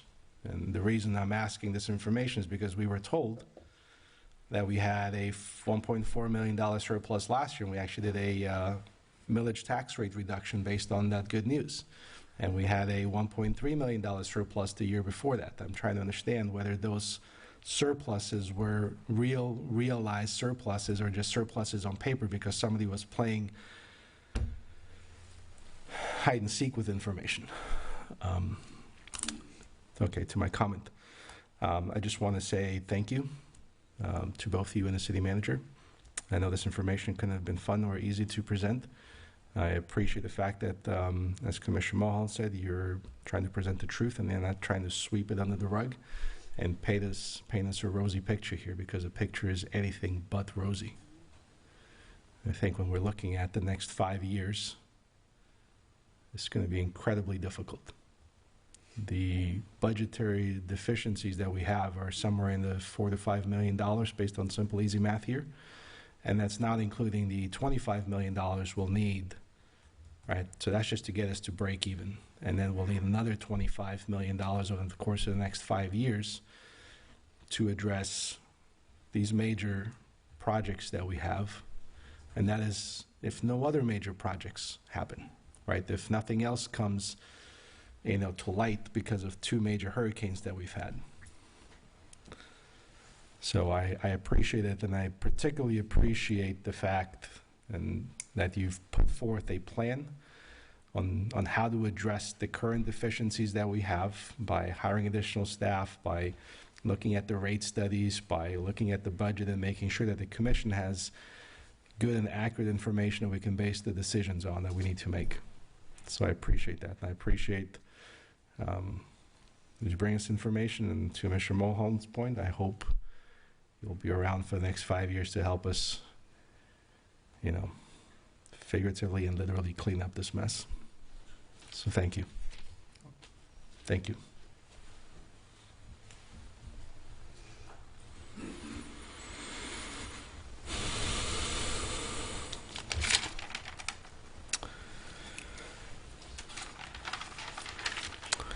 Next, we'll move on to the approval of the agenda. Commissioners, do you have any amendments to the agenda as proposed? Mr. Mayor, I don't know if you want it now or at the beginning of consent. I just have a minor clarification on the minutes. Do you want that now or before we do the consent? Probably pull it out and we can discuss it and approve it separately. Okay.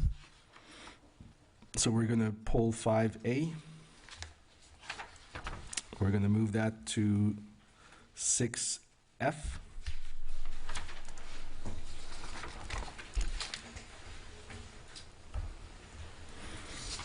Okay. Any other amendments to the agenda? Mayor, I'd like to request, we have a special guest here this evening to put a recognition from you ahead of the Helene and Milton recovery efforts. Thank you.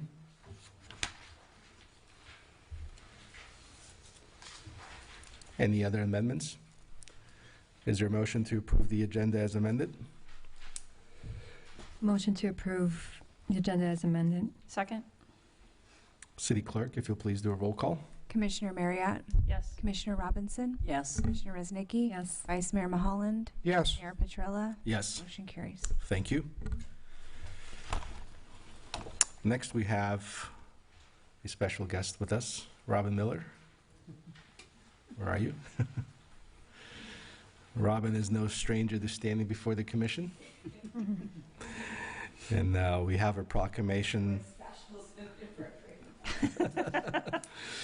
Robin, I would like to read this proclamation, and if I'd like to give you the opportunity to say a few words. So this is a proclamation, whereas the city of St. Pete Beach takes great pride in saluting the remarkable individual whose work makes a significant impression to the city, and whereas Robin Miller, CEO and President of the Tampa Bay Beaches Chamber of Commerce, has been committed to supporting local businesses and enhance economic development for nearly 17 years, especially along the Barrier Islands.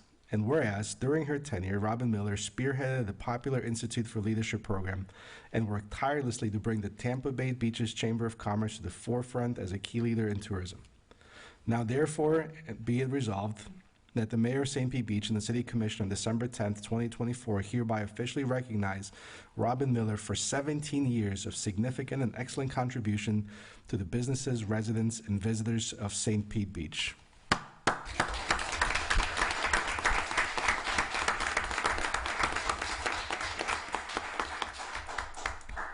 Thank you, Mayor. Thank you, Commission. Thank you, Francis, and everyone on the beaches. I love the Barrier Islands. You know, obviously, I love St. Pete Beach, and I knew I wasn't going to cry. I thought I wasn't going to cry. I'm like, leaders lead; they don't cry. And you know, one of the things I just said at the last event I was just at is that the communities of the Barrier Islands have lifted our organization up. And we have a seat at the table. And we have a seat at the table in tourism and economic development and resiliency and Tampa Bay Regional Planning Council. And that was the long road, right, to do that.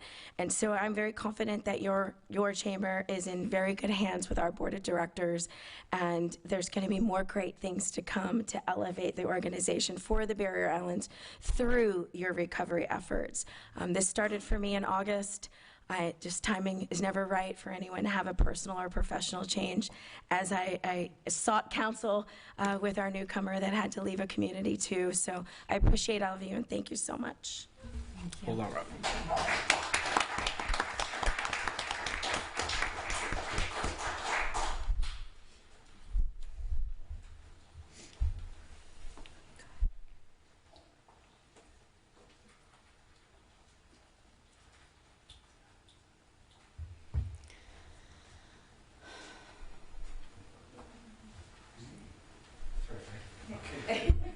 For public record, do you want to make your copy? Thank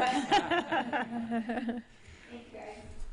And if I may, I'd like to also thank Robin for all that she does for the businesses. Like many of the business owners in St. Pete Beach, I spent years feeling like the best thing that I could do for my business was to make sure that nobody in this building knew who I was.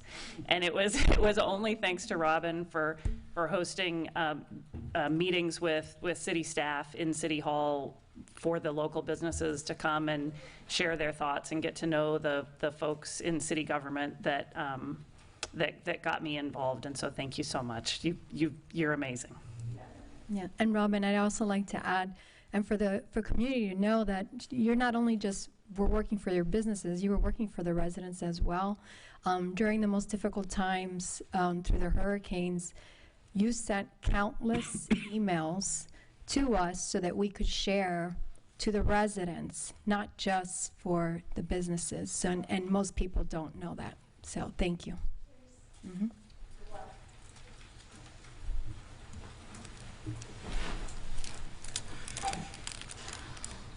Thank you. Next, we have item number 3, a presentation on the hurricane recovery efforts.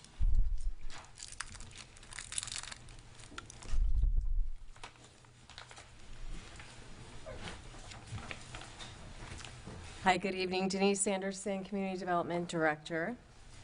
Mr. Kurzman saw me walking to my car earlier today and was concerned that they canceled the meeting because he thought perhaps I wasn't presenting. So I assured him that no, I have a standing item and am indeed presenting this evening. So this is your usual update on the operations surrounding our recovery efforts. It's largely geared, of course, to the community development activities, building planning, zoning code enforcement, and the like. So tonight's agenda really focuses on substantial damage determinations, the substantial damage appeals process, multi-story structures, new SISD review package, the permit status update, intake hours, staffing update, minimal repair permits, historic preservation applications, long-term housing recovery, and a couple of miscellaneous things. So this hopefully will not take all that long, but do want to mention here that we do have a community meeting tomorrow evening in City Hall from 5:30 to 7, and we will have FEMA representatives on site to answer questions.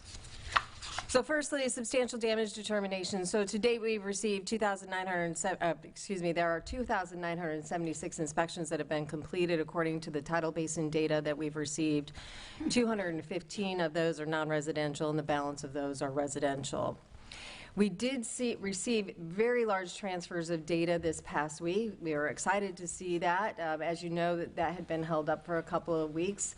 I think they were working through some software glitch issues, if you will. But we received some really substantial, sorry, overused term, a really large number of data files there. As you can see on Friday, we received 658.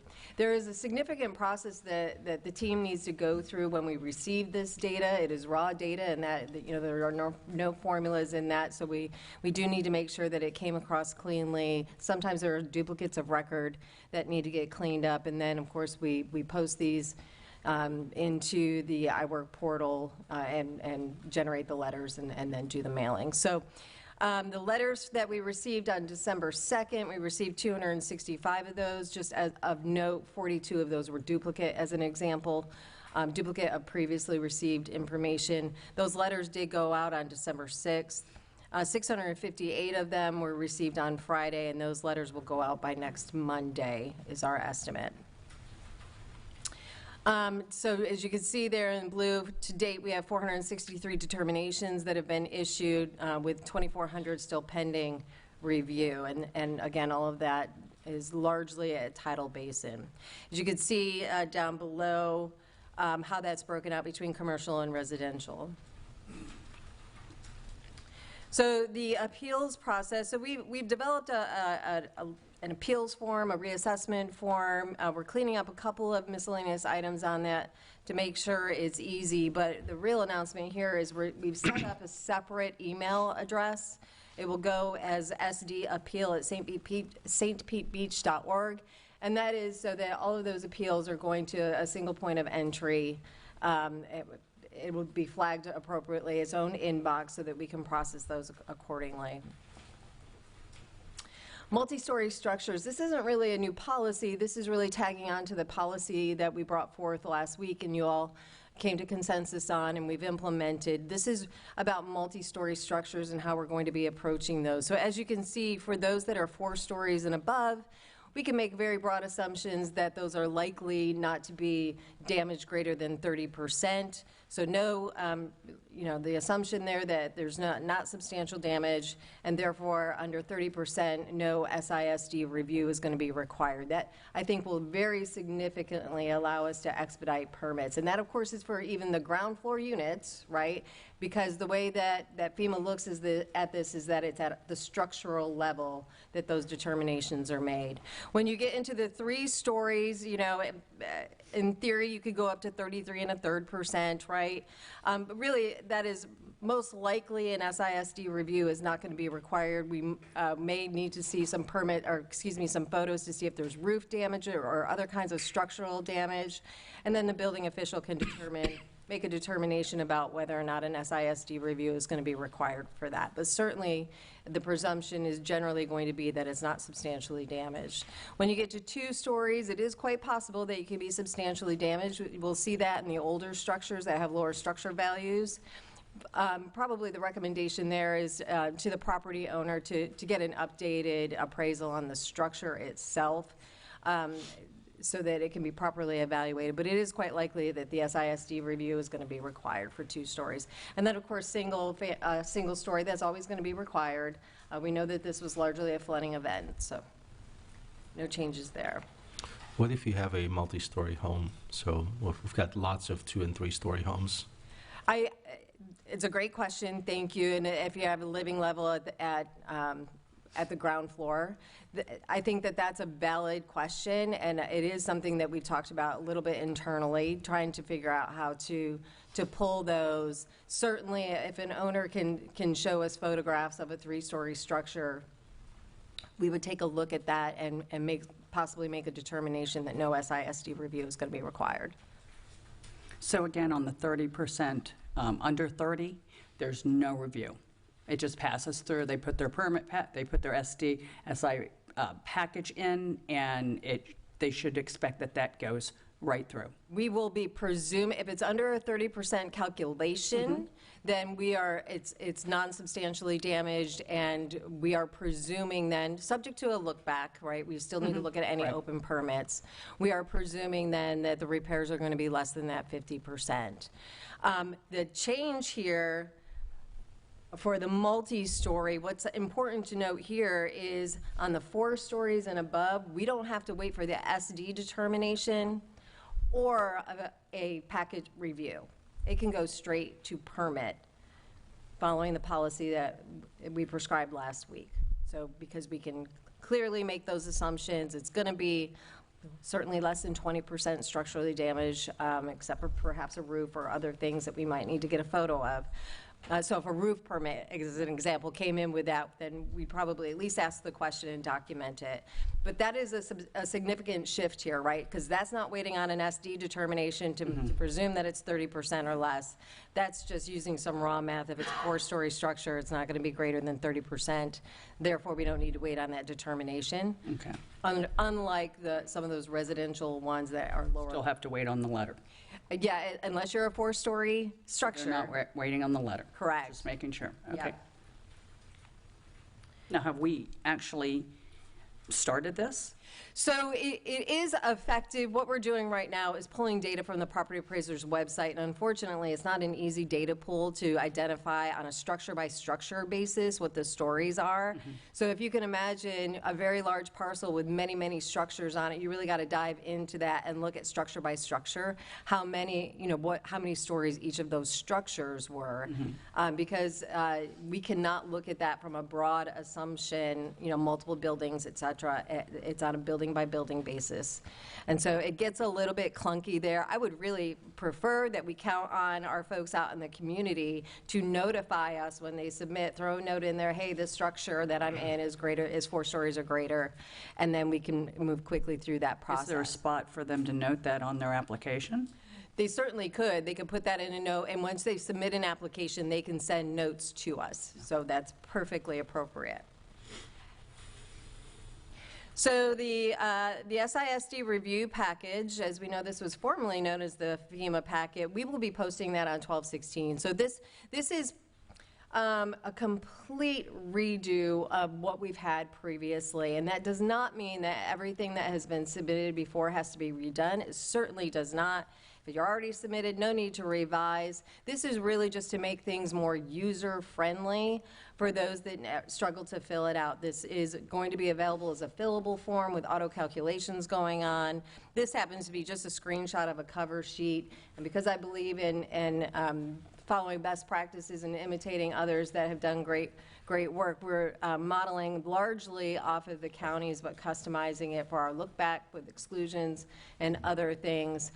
We've really beefed up the instructions for the user on there.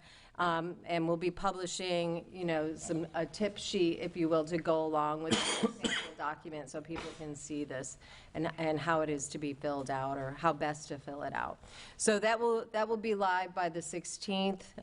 We're working on, quite frankly, we're working on the calculations within the fillable form to make sure it operates correctly.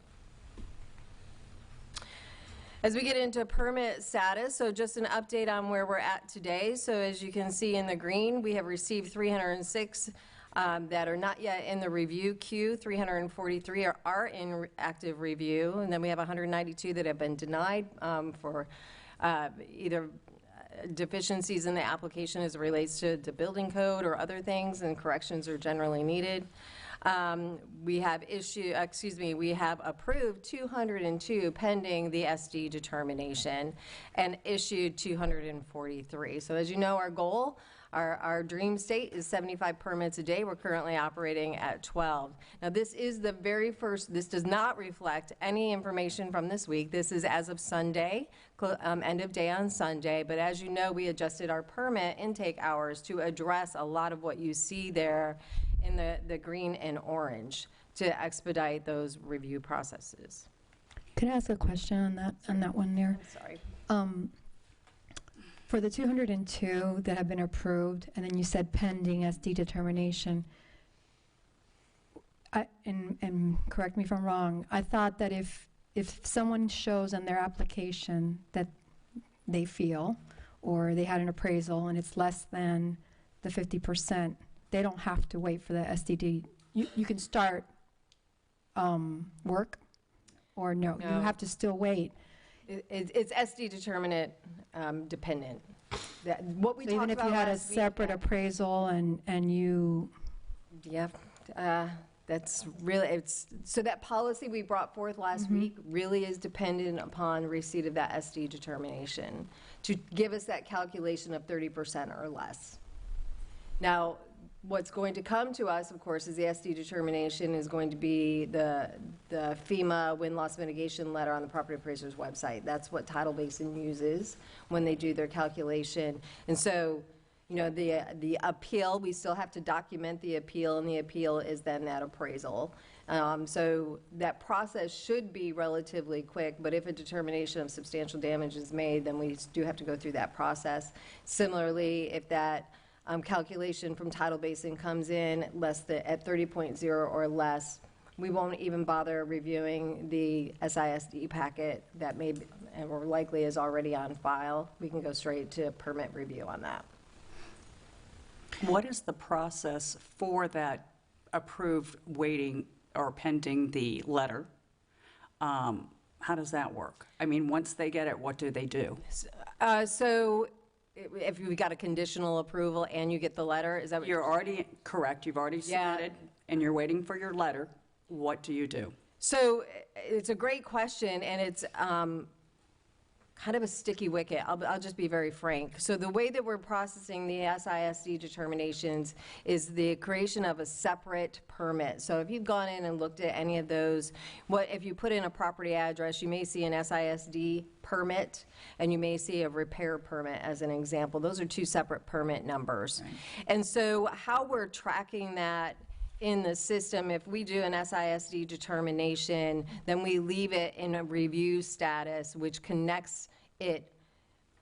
In theory, I would say that we quite honestly need to improve the process to ensure it's working appropriately, but it should be left in review status even when we've issued the SD determination, so it will trigger the building plans examiner to put those two together. That's how it's supposed to be working. I cannot promise you in this moment that it's working well or efficiently, and it's one of those workflow items that we're trying to figure out how to make that system talk to each other more effectively, so that we're not counting on 2 or 3 people to have eyeballs on it. It needs to be a little bit more workflow centric rather than people dependent in order to make that get through the system effectively. And it's an area of opportunity for us to make significant improvements. The concern I have and that I see is that people can get online, they can see that, and they have no number to call that is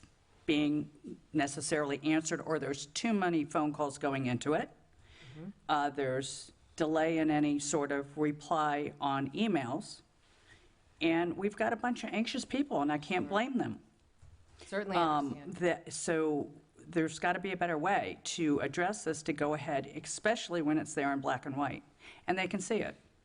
Understood. So I think there's 2 ways that, well, 3 really, that we're addressing this. So one is we reduce those intake hours so those permit techs can get to those emails. And again, there's thousands of emails they're trying to work through, as you know. The other avenue is we've got to figure out how that system can work better so one triggers the other, because that's really what needs to occur within the permit portal so that it doesn't rely on somebody notifying us by email or phone call. And then thirdly is the phone system. And so I did hear today that our new phone system is going to be rolled out the first week of January. I know that means that we've got another month of struggling with a system that doesn't really automatically roll over to multiple lines.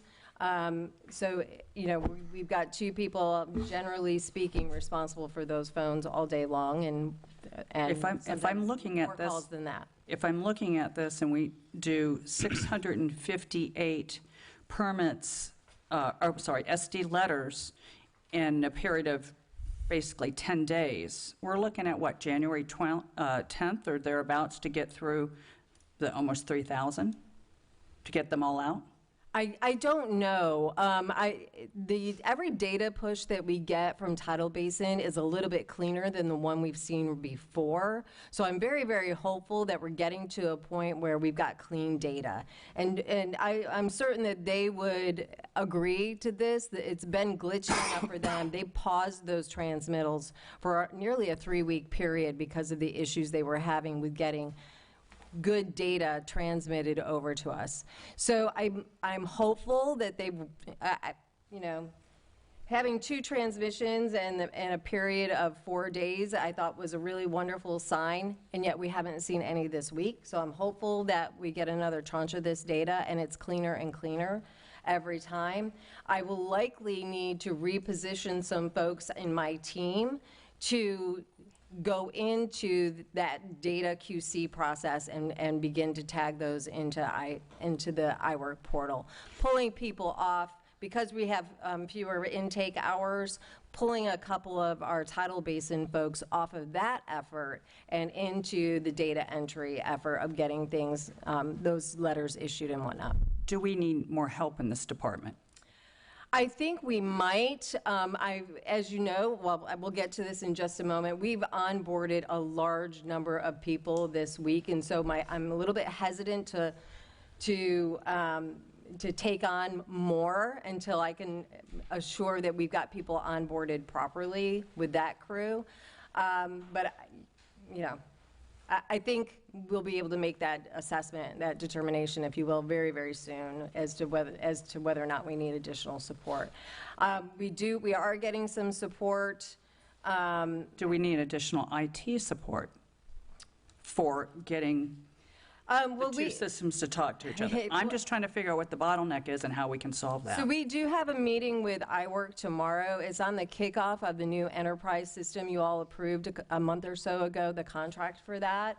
And those are some of the questions that we're going to be working through. Is the new enterprise system, which has a workflows module, going to help us get to where we want to get to with this? So the timing is good in that respect, But of course, that also means a software upgrade that's going to take a little bit to get through. I do believe that it's not an IT issue. I think it's a software issue that the vendor needs to help us resolve. And that's IQ Works iWork, yep. or iWork? A couple quick questions for you. The first one, to Commissioner Robinson's point about if somebody sees that they have that significant damage determination or non-determination letter, and they also have a permit in review, there wouldn't be anything stopping them from printing that letter and uploading it to their permit, correct? They certainly can do that. And that, They certainly, that could be, that would be an unfortunate way to resolve the issue. If but somebody if someone wishes to sees do it so, and they're in a hurry, yeah, they can do that. Okay. they certainly can. Yep. And then my second question for you is on those applications that have been approved, but we're waiting for the significant damage determination. Is there, I mean, I realize that we have to base that off of the information that comes from the county through their contractor, but is there not some percentage of damage? You know, like we've already reviewed their SISD packet. If it's been approved, we've already determined that it is under the 50%. Based on the calculations that have been provided for us in that packet. So it seems like there should be some number. Like it seems like if we've had plans examiners and the building inspector have signed off on that and said, yep, this all looks totally legitimate, and if you looked at it and said, man, this is less than 25% of the damage, the risk to the city of going ahead and issuing that permit is very, very small. Potentially. And so what are we waiting? I mean, like, we're waiting for, and we're waiting for data that is apt to be more flawed than anything that anybody else has provided us. To call it highly subjective would be an understatement.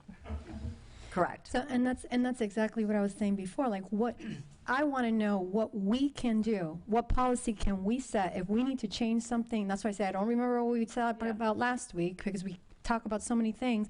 I thought for some reason that's what I thought we were saying. Okay, because that's 202 people waiting to potentially get a letter that might not that's come wrong. for 6 weeks. Well, I know some are wrong, right? Some are wrong, and people have been telling me that they're wrong. Yep. Okay, so then they don't know what to do. Do we appeal it? Or am I supposed to get a corrective letter? And we're in a limbo. So what can we do as a commission? What can we say? You know what? Yes, it's a low risk. If it's less than 30%, give them sign off and say, you guys are taking this risk. If it comes back as, these numbers were not right or whatever. I mean, I thought we had this clause, right? Wasn't there a legal clause that we were talking about that we were putting in these permits? That we do that. So people are not waiting. I mean, this could take months more if you have to try to correct an SD determination letter that we're already sensing this data is flawed. My understanding is that there's no correction on that once it's issued, correct? That's correct. There's no correction on it once it's issued. You live with that, and that's what you live with. But you go through the appeals process, Your correct. only option to do is appeal, and you only have 60 days to do it. Okay, There's no extensions on that 60 days. 60 days to file the appeal. To file the appeal. So the question is this, right? Part of the appeals process is providing your bids, a copy of your county letter, or an appraisal, right? Correct. Photos. Under what circumstances would an appeal be denied if you, for example, have county says you've got $100,000 to play with, you've got a contractor that says it's going to cost $75,000, you're not even close to that 50% on actual expenses.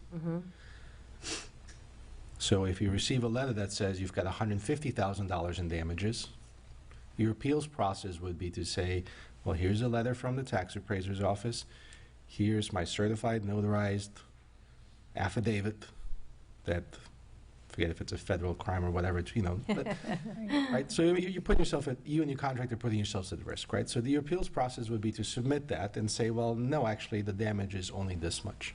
Well, you've just actually described what the appeals process Okay, is. so- Exactly that. And that's really what the SISD packet is really for. So here's the question then, right? So if that's the appeals process, the only thing, what I think the commissioners are getting at is, what is preventing us when we have an affidavit, we have a contractor bid, we have a county letter or an appraisal that clearly show that this is less than 50%. So it virtually doesn't matter what the letter says. Right. Because the appeals process will be, provide this exact information. So Exactly. what's the difference between providing information now, letting people start now? What's because I'm sensing that there's something preventing us from doing that. Sure. And I think what we all want to understand is, What is it? what is the mechanism that's preventing us? Yeah. Is it FEMA says you cannot start a permit until you receive the letter? Is that it? Or what is it? So, and I'm certainly not able. Or is it a city policy? Because if it's a city policy, we have control over that. Or is it one single person that's reviewing everything and signing off on it, on 3,000? So I'm SD hearing 5 packets. different questions. Let me back up and make sure I get all of them. So a few things. So FEMA does require that an SISD determination is made when a property is non-conforming in the floodplain. So we have got to issue that at some point in the process. Sure. So you could, from a policy perspective, you could say, homeowners, you can take all of the risk, and we did do that to some degree with the minimal repair permits, right? You could take all of the risk on, but we're putting our floodplain administrator, building official at risk there, in my opinion. I think that that's, you know, they are legally obligated to enforce floodplain regulations. And then as a building official, they're obviously legally enforced to enforce Florida Building Code, NEC, and the like.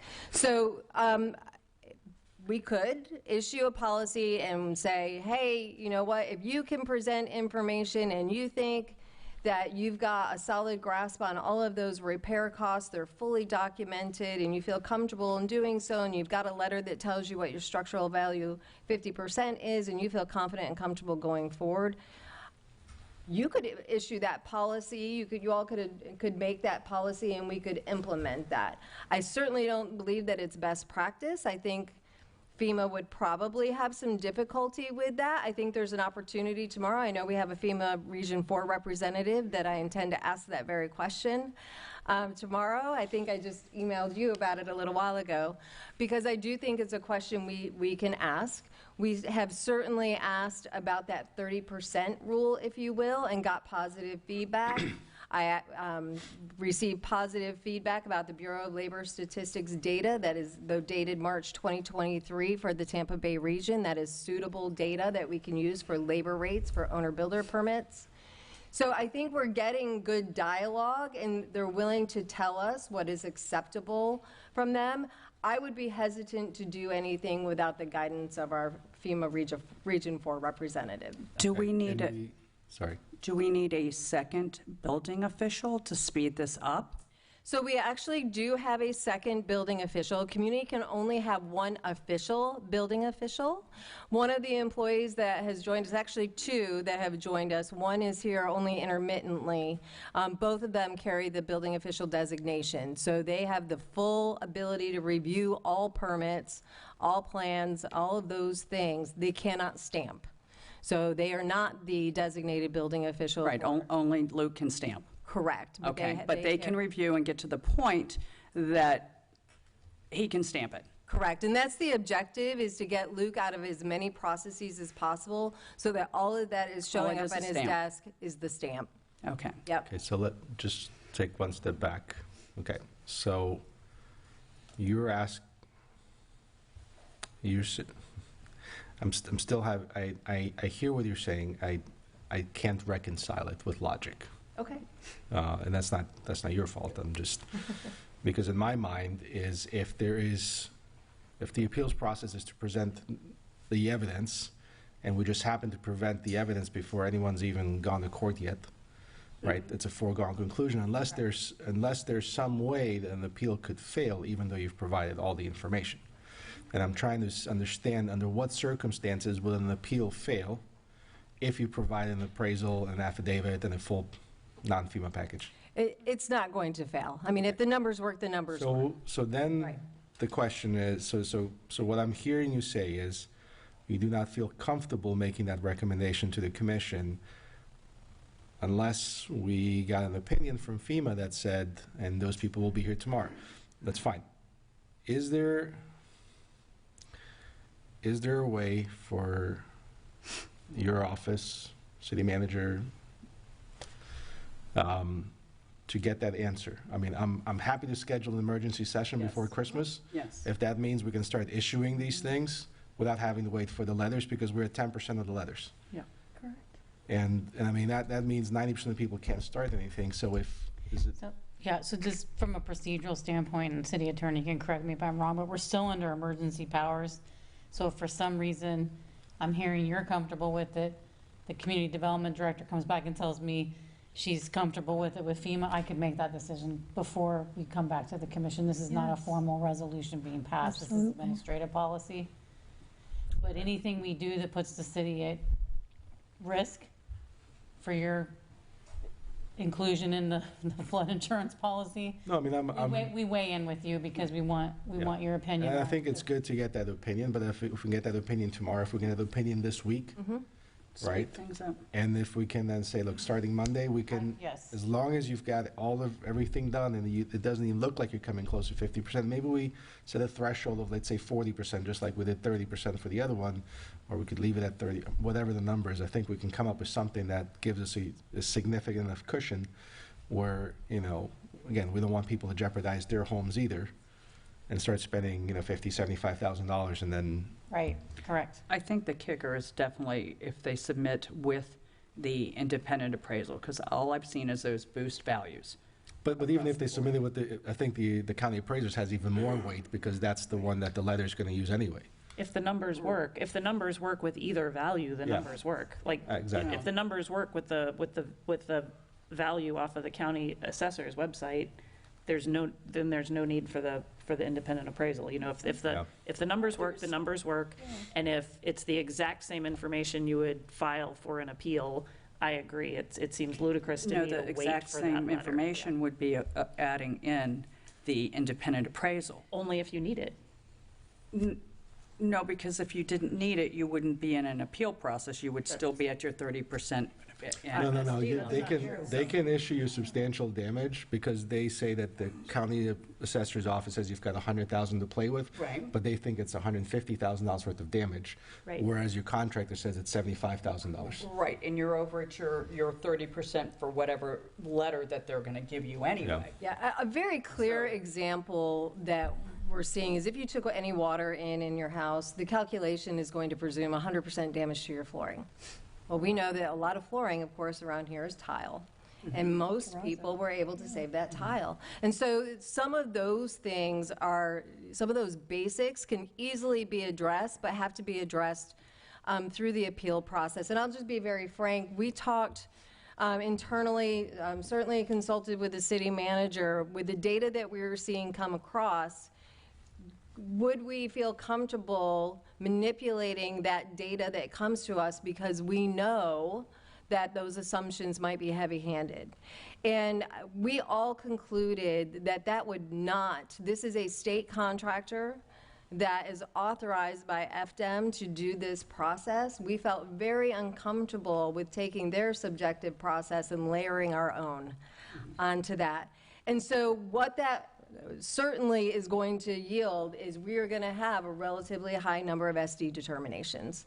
I would not be able to stand here and tell you what my prediction is where we're going to land, but we just by the way of how this subjective process seems to be working is going to yield a number of SD determinations that will be overturned on appeal. And again, some of that appeals process is information that perhaps has already been submitted to us. But you still need to file it, right? So we're thinking, we've got to be thinking about the inevitable audit that's going to come at some point. We still have to go through that process to document everything. And of course, that's going to be frustrating as well. How we manage that appeals process with staffing and the like is going to be essential, no doubt. Denise, you also mentioned, you said we didn't want to put the building official at risk because of floodplain regulations that require the SD determination, right, letter before issuing a permit? Well, both. It happens to be that our building official is also our floodplain manager. I don't wish to put the floodplain manager at risk by violating floodplain regulation through the SD process, right? Now, does it say, though, that you need to, I'm sorry, because I mean, I think I remember the guidebook from FEMA. It said SISD packets, basically. I don't think I remember it said letter, like to get your, Right. permit. You need this letter. You And need to have the packet, I believe, filled. Right. Now, Luke has to sign that letter. His name has to go on there. So is his fear to sign the letter saying that that packet is good versus getting an SD determination letter that we all know can possibly be wrong? He has to sign the SD letter, he has to stamp those permits, and he has to sign off on the SISD review package. Those are all requirements of both of those roles that he carries. So this is why, unfortunately, all things seem to be going through Luke right now. And again, we're trying to amend that process so that all that he gets to his desk is a fully vetted, by qualified personnel, a fully vetted 3 streams of data that he can feel comfortable putting his signature on and stamping immediately. I think we're on the right track with the large number of staff and highly qualified staff that came into our office this week. So if I move on to that slide, we can talk about what that's looking like now. So this just is a reminder about our new hours.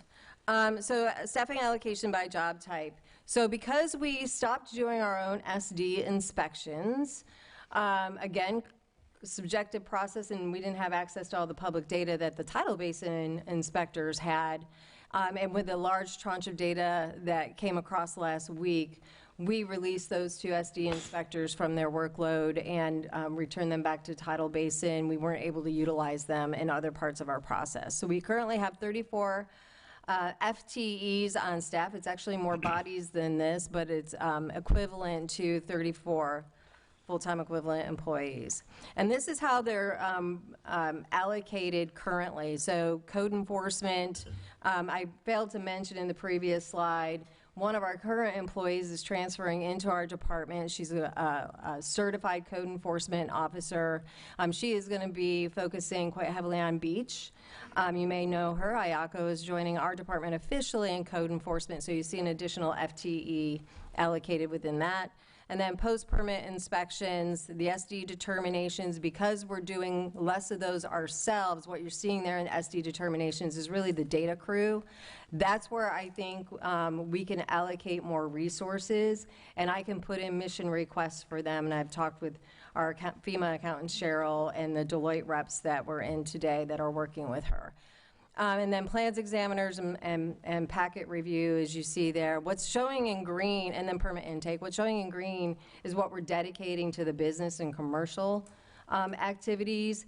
And keeping in mind the structure policy that we just talked about, we'll be able to, I think, push forth a fair number of commercial-related permits rather quickly under that new policy, and we're dedicating a team to that effort. Any questions on this before I move off that? So currently, we've received minimal repair permits. We've received 48 applications and issued 24 of them. Unfortunately, many of them we really are not able to submit over the counter, and typically it's because the product approvals aren't coming in with those. So with roofing, as an example, you need the Florida product approval from DBPR. Some of those basics, and this is quite honestly just a matter of owner-builder permit applicants unfamiliar with what's really necessary and required. So a little bit of education there. We didn't put on there that they need to do a building permit, and under building permit, that's where that shows up. A minimal repair permit is still a building permit. But I don't know if we actually put on there that they need to fill that out, because underneath the building permit, it does say that you need to put those items. Just saying. I would have to take a look at that. So the minimal repair permit document is really a policy document. Well, from the 3 pages I've seen, it doesn't have a building permit application on there as well, because that's a different go in and put in. So just saying that under those details on that, one of them is the performance on the product performance. Okay, I'll take a look at that and make an amendment. And then the other thing I have, because I have had numerous people call me on this, was that in regards to this, and I totally agree with them, the number one item is electrical. I mean, for your safety in your home is going to be electrical, other than your structure being bad. And so with that being said, if I'm, why would I, if I'm going to be proactive and get my electrical done to get into my house, doing a minimal repair versus going ahead knowing or taking the risk, because there is the document that you sign that says you take the risk, that if your SD letter comes out and you are beyond it, then that's your risk. But to go ahead and do the full electrical on your home, if you're willing to do that, to get back in your home in lieu of spending, you know, $1,000 or $600 or whatever to raise and change out your receptacles, it's a waste of money. It's not inefficient. It's inefficient for permitting as well, because you've got to do double duty on that. That to me does not make sense with not being able to just let people permit out their electrical and have it inspected and spend the money to do that at their own risk. So this gets to the larger question that we need to ask of FEMA, right? The Region 4 rep. So when minimal repair permits, the guidance suggests safety, it's for what is minimally required, minimally being keyword, minimally required to safely occupy the structure. That's why roof, that's why equal change out, that's why you can do limited electrical, limited plumbing, no drywall. So tomorrow you have that conversation, you'll have the meeting. I will have that conversation. If you could put that on there with that, because to me that's huge, and that would speed up a lot of people. And not waste a lot of time, effort, and money, because there's a lot of money being spent. Right. And a lot of people are losing their contractors to do the work, waiting for permits. Yeah. What we are seeing is quite a bit of with your train of thought, because you were saying roof, you know, so you were about to say roof. What is minimal for roof? You can do a full roof repair. Okay. So why? Why is not doing minimal, I just want to check that I'm not going to get my house on fire on electrical versus what Commissioner Robinson's saying is, let me just get all my electrical ready so then I can close it off with my drywall and the inspection. What's the difference? It's a great question. It's not one that we've talked about. The reason you could do a full roof repair, a full roof replacement versus a repair, is a replacement is excluded from your SISD calculation. Oh, I forgot about that one. And you look back. So if we didn't have that exclusion, we would limit it just to a repair. Correct. Should have done that a while ago. Yeah. Put the electrical and exclusions. So, there's not much to laugh about. All right, so moving on to local historic designation, we've received 35 applications to date. We did have to move a historic preservation board meeting due to a quorum issue, so that meeting is occurring on Thursday evening. There will be 11 seeking that designation on that agenda. So today we have about 90 structures that are currently designated, and we're kind of working, all of those designated properties have been tagged in our iWork system to alert us. Some of them are eligible for a variance, or rather an exclusion from the SISD review. Some of them are not, and it depends on when they receive that designation. And so those alerts have been placed on every property in accordance with their eligibility there. So long-term housing recovery, a brief update on this one. If people wish to scan this code, they can certainly do so. They can sign up for communications from Florida Division of Emergency Management. They will be applying for federal funds, and these federal funds will be in the Hazard Mitigation Grant Program, which is open to all applicants, and will be open to all applicants, and the Flood Mitigation Assistance Swift Current Program. The Swift Current Program is limited to NFIP policyholders. Important to note that FDEM needs to make that application to the federal government. Once allocated, the state will then set up the current plan, is that the state will be setting up the application system and homeowners will be applying directly to the state. I would suggest that it's similar to the home hardening program that they manage and the Hometown Heroes program that they initiated and supported. So I would guess that they'd probably use some of that infrastructure that they built for those previous programs. But you can, we did launch a new housing recovery support page, so we'll continue to update that page with information. You'll find the full flyer related to the communication that you'll see through this scan. But you'll be able to see that information, and every bit that we get related to long-term housing recovery, we'll be sure to post on that support page. And then some miscellaneous updates. So the final pass of residential storm debris pickup started, as you know, on December 5th. The last day for a private residential pickup is December 23rd. If Aftermath, and I can amend this certainly and put it in writing, if Aftermath has already been down your street for its last pass of pickup, they are not coming back. So don't put more debris out. So if you're the beneficiary of already having seen that last pass, that's your last bite at that apple with Aftermath. They won't be returning, but they will be completing their last pass. I believe that date is still December 18th is the target date, but certainly ahead of that 90-day deadline that was established by the governor's executive order. And then commercial properties, we have issued notices of violation to 40. And again, the goal is compliance. It is not to issue fines and things like that, and we certainly are seeing compliance. So our code enforcement manager, our acting assistant city manager, and a member of the Public Works Department are going to go out on Thursday with Dirt on Demand to evaluate what's left and to make sure that we're on target with all of those commercial clients that still need assistance in getting their debris managed. And then finally, we are continuing to make updates to the various web pages, but the most important one is really the landing page, and that's the hurricane rebuild and repair information. So now if you go, right now if you go on the city's website, that's going to be an automatic pop-up to take you directly to that page. That's the best source of launch into all things hurricane repair. You'll be able to get to that housing recovery support web page as an example, and a number of others that will be listed on the left-hand sidebar that will be helpful information. And with that, I'm happy to take any questions. How are we handling the discrepancies that went out between Tidal Basin and our city's assessment with the SD page? Yeah, so we have determined that as a state qualified vendor, the Tidal Basin data supersedes. So we have had to reissue some second letters as a result of that. So the people that did call me to tell me that their Tidal Basin was less, I can tell them that that's the one they go with? That's the one they go with. And that will get passed through? How do they speed up their process since they've already had their info in? So if they're conditionally approved, it's really just tying those things together, and then they go through permit. So if it has not been reviewed, and again, you know, if it's Tidal Basin number or the number comes back at 30.0 or less, we won't even be looking at the SISD packet, and will only be a permit review. If it's come in at higher numbers, then, as you know, we'll be looking at all streams of data. Okay. And then electrical.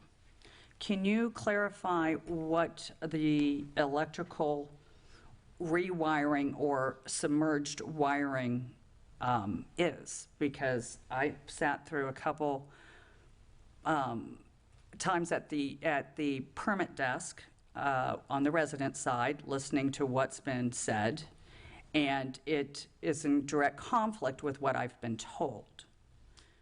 Well, that's disconcerting. I don't know what you've heard. I have blanket statements is that any wire that got submerged needs to be removed. Yes. Which I understand, but it is a bit misleading because I've been told it does not have to be removed all the way back to the subpanel, nor does it have to go all the way back to your main. That is correct. It does not. It is only, and can we put a picture in there that shows the water line and a receptacle and another receptacle above it? Because there's people out there that cannot explain this concept of how to do that and to put a junction box in lieu of and or move your receptacle up.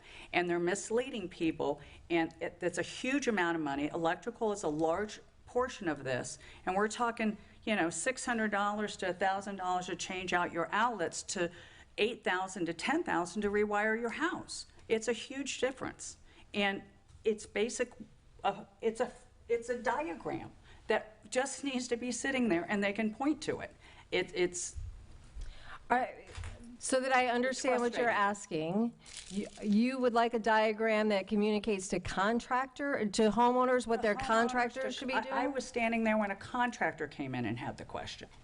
That's disconcerting because contractors are licensed and should be very familiar with the NEC code, and that's what it's stated. They said every city is a little different on what they require.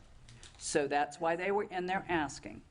Well, and I have had talked to a couple of homeowners who had probably not as upstanding of electrical contractors, where the electrical contractor told them they had to replace all of the wiring in the house versus just cutting the wire up above the water line and doing. So, you know, that's a tricky spot, right? Because how much education is the city required to do of the public? But there should be some attempt probably of making it clear. Right, and to be clear, we cannot tell you what you must do in your home. We can only refer to the building code or electrical code. Right. And it's the responsibility is therefore on you to review those code requirements. And I know that makes a lot of people uncomfortable, but that's the law. Yep. So, electrical, and not an electrician, as you know, I don't carry any of those licenses, but what I have been told is, by the building official, is electrical does need to be replaced if it got wet, because there is a paper barrier that is wrapped around those wires that wicks water. And so an electrician should be removing all wiring back to a reasonable place in which they can put in a junction box if that's what's going on. And hopefully contractors are doing that and not trying to take advantage of homeowners by rewiring an entire house, which is not necessary.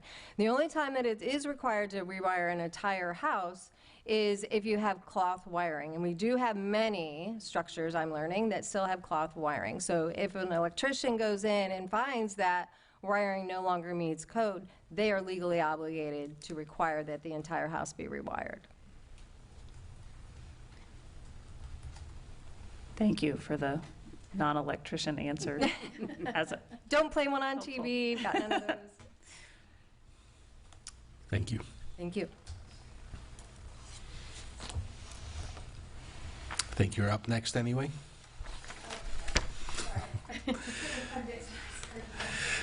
Before we come back to you, we just have the consent agenda. Sorry, we have audience comments and then consent. So I apologize. You are back in 30 seconds. Are there any general audience comments? Jeff Bonnell. Okay, if you'll please state your name and address for the record.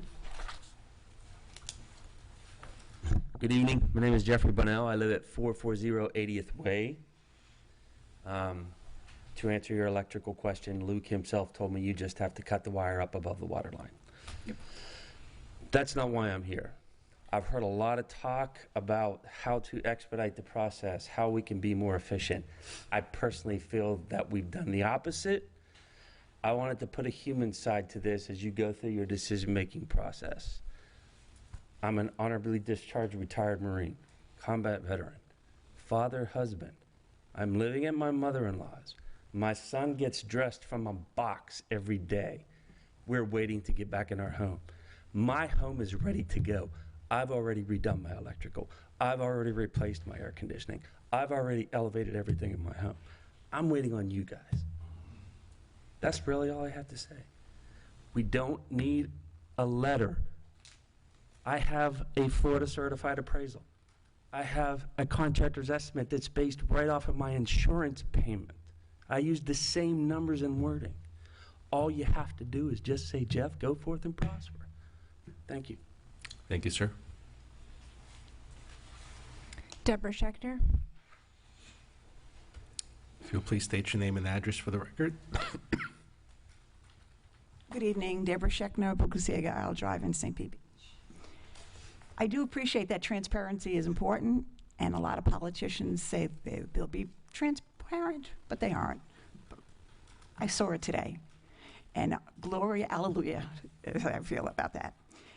So we had some elderly neighbors, and when I say elderly, they're high 80s, low 90s, who received this substantial designation letter. The house looked good when we looked at it. I've also known some FEMA inspectors have looked in people's windows and not even been in their houses and still determined that they've had substantial damagement. Now they're going to have to appeal. This is their life. So you have to build up, tear down, or abandon your house. That's what they've been told, and I do believe that's on that letter. Yes. And there might even be another designation. How scary is it that your lifetime of where you've lived for 30 years, now they're telling you, build up, tear down, or abandon, and giving you no money to do so? I think it's also very important to note that if you are waiting for a FEMA trailer, or you have signed up for a FEMA trailer, you can get a hotel voucher where you don't have to pay for that. I already have a friend in Reddington Beach who's been doing that, because I don't know why the FEMA trailers aren't coming, but it's been a while. So get on that list if you're spending a lot of money each week or each month in housing. And in fact, she even receives a couple of meals a day from some group. So there's help out there for that. And I think it's important that people live in a safe place where they're not spending all of their money. And you may want to call your mortgage company and see if they can help you with that, because you're spending money at a hotel or Airbnb, and then you're spending money on your mortgage. It's almost impossible. Never would we realize how bad this situation would be with two massive, bigger than Katrina storms hitting St. Pete Beach, days after another. It's unprecedented. Even one of those storms would be unprecedented in our community. So there's a lot of catch-up going on, but we also, you got to take care, not you, state, FEMA, has to take care of the residents. We have to figure out a way to get them to do that. They would not want to live like some people are living right now. I have another family, they're in a tiny 500, 400 square foot room with mattress on the floor for their kids, and then they have a big dog and the most minor of kitchens, and they're paying for that because they have nowhere else to go. Thousands and thousands of people are homeless. Thank you. Thank you. John Kurzman. If you'll please state your name and address for the record. Podium. Kurzman. My address is in Honda Way. I'll just start with, it goes back to the discussion about food trailers versus food trucks. I did hear, and this is hearsay though, that someone said that they were told by FEMA, because this is a barrier island, FEMA is not going to bring any trailers here. That they believe that because it's an island, that they're not going to do any trailers. If that's incorrect, maybe we can do something about that. Can you switch to the display here? Just on one topic, electrical, and then I'll get to the main topic that we've been all discussing. One of the things, FEMA stands on ceremony about is they want everything raised up, because that's safer. They want electrical raised up. These are both, FEMA documents. They want everything raised up for electrical. But then they put the other end of the wire on the ground, 6 feet below base flood elevation. So that's their transformer. I took that picture in 2018 when they were fixing corrosion, and that's a close-up. And Mr. Clark said, don't worry about it, it's all waterproof. When I was here talking about why we shouldn't underground if we don't put the connections up high. Well, those are the non-waterproof connections. And he said, don't worry, because they turn off the electricity during a surge. Well, and then here's a picture taken right after Helene.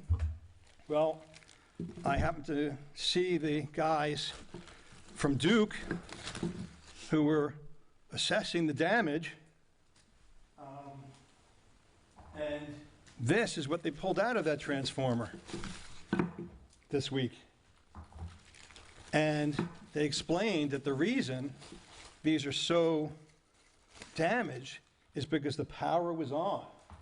And not only did they cause a fire in my home, but they said that the reason there's so much corrosion is because there's electrolysis when the power is on.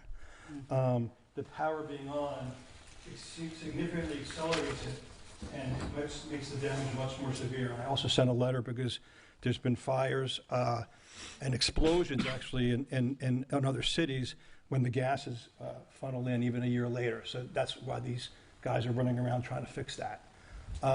Next, I spent time reading the CRS Coordinator's Manual and the addendum from 2021. And I just want to make sure that everybody realizes the problems that you guys are dealing with these significant damage letters predate you. Because one of the first things that it says, and this is it's not even in the Coordinator's Manual, it's in the addendum that they get into when you have to do these significant damage letters. And the significant damage letters are in one small section, and it starts with step 1 being an estimator database that was supposed to be created years before, where you identify the homes that are at risk. And after you have that database of usually post-firm homes that are at risk, you figure out what homes have the risk of flooding and how bad it is. And then you go through a summary, and then you know what to do later. So it all should be set up long before, and then you could focus on just the homes that have these problems, not what you're having to do now. It's a much bigger problem because of that. Thank you, sir. Linda Llewellyn. If you'll please state your name and address for the record. Llewellyn, 2802 Pasagrille Way. Every time I come up here, same thing. Furious, furious, furious. You think you're furious? You should see an old lady like me furious. It's not a pretty sight. There's a lot of smoke blowing around here tonight. Boy, still clearing it out, aren't we? You have been in that seat for 19 months, and it's tonight that you're talking about the storm drains and clearing them out? They're down my street now on 28th Avenue these past 2 days clearing them out. Where have you been for 19 months? Why wasn't that done? It took DeSantis to make it a law in June of this year before anything happened. This city has been poorly run for at least 19 months, so quit telling us it's Mr. Mills's problem. It's not. You have not asked the questions you needed to be asking. You have allowed this city to become this horrendous, horrible mess. FEMA's not helping us. You know that already. FEMA is absolutely not helping us. This is a total detriment to this entire community. That's my first point. My second point is, why are we allowing these monstrosity houses to be built? 7,000 square feet on a 6,000 foot lot. The guy's got 1 foot of setback on Sunset Way, 1 foot on a 3-story building that's going up right now. 2905 or 7 on the Gulf side. How did that happen? How did that happen? Because these are the causes. The city not asking questions, Mr. Mayor, 19 months in that chair, and you folks allowing FEMA to control this situation. This is not FEMA things. These are coming from the city. And that's where the problem is. Get on the job. You're being paid. Get on the job and start asking questions, because you obviously did not ask questions. And I still don't know what happened to that $6 million. I'd like some transparency on that one too. You're more than welcome to go back and watch all those meetings where I asked all those questions. In fact, you heard me. Ma'am, your time is up. Ma'am, your time is up. And we're not talking about the 6? Okay. I asked those questions, and in fact, I specifically told Camden I am now blaming him, so please do not put words in my mouth. And I specifically said multiple times tonight. No, you're transferring you're twisting my words. I'm telling you, you've been in that chair for 19 months, and you're asking the questions that you were asking tonight? Yes. Tonight? No, ma'am. I've been asking them for 19 months. No, you haven't, because you would have had those answers a long time ago, and this city would have been prepared. Have you ever heard of Andrew? Have you heard of Adalia? Do you know what that means? We were not prepared at all for this storms. And we should have been much better. We live on a barrier island. This is not a joke. This is paradise, and you're letting it get degraded. You alone, 19 months. That's it. For 19 months, and for 2 years before that, I was. He gets to answer, but go ahead, let's hear what Well, we listened to you for 3 minutes, and generally we do not allow for an individual to just make blatant accusations that directed at one. Accusations, this is reality. Ma'am, would you like me to answer or not? It's up to you. Go ahead, try it. It's a yes or a no. Yes. Okay, thank you. So you will allow me to speak uninterrupted. Is that fair? I've said yes. Okay. For 19 months. And for years before that, I asked these questions. Go ahead. Last December, almost exactly a year ago, I have asked about Pump Station 1 and the pipeline to Treasure Island. I did it again in January. I did it again in April. I did it multiple times. And the reason I was mad today is because the answers I was getting from our city staff, the people that we rely on to be experts because they're engineers, they're licensed in these fields, the answers I was getting then that we all relied on are not the answers that we got tonight. And you know the only reason we have these answers tonight is because the individuals who gave us those answers are no longer here. And you know why they're no longer here? Because I took steps, because I took responsibility, and because I did the actual things that I ran on. Yes. So thank you. If that was true, It is true. we'd be looking at these huge monstrosities, 22nd Avenue. What's the monstrosity got to do with the pipe? These Those are the questions that we dealt with tonight. Those are the questions I've been asking for 3 years. Those are the answers that we're getting, the different answers for the last 3 years. So thank you. power. That's it. You got the power, and you just proved it. Yes, I have been taking steps. We've been making changes. We've actually been improving the process throughout this. That's the reason I was put in office and everybody else was put in office. And this is to the credit of this commission. They're actually rolling up their sleeves and doing the hard work that has been neglected for years in our city. Why was Jennifer Holmes fired? We do not discuss individual personnel. Well, I would like to see her back in the city. She's the one who should be sitting in your place. Okay, thank you. Do we have any further audience comments? Yes, Kevin Hannigan. Thank you.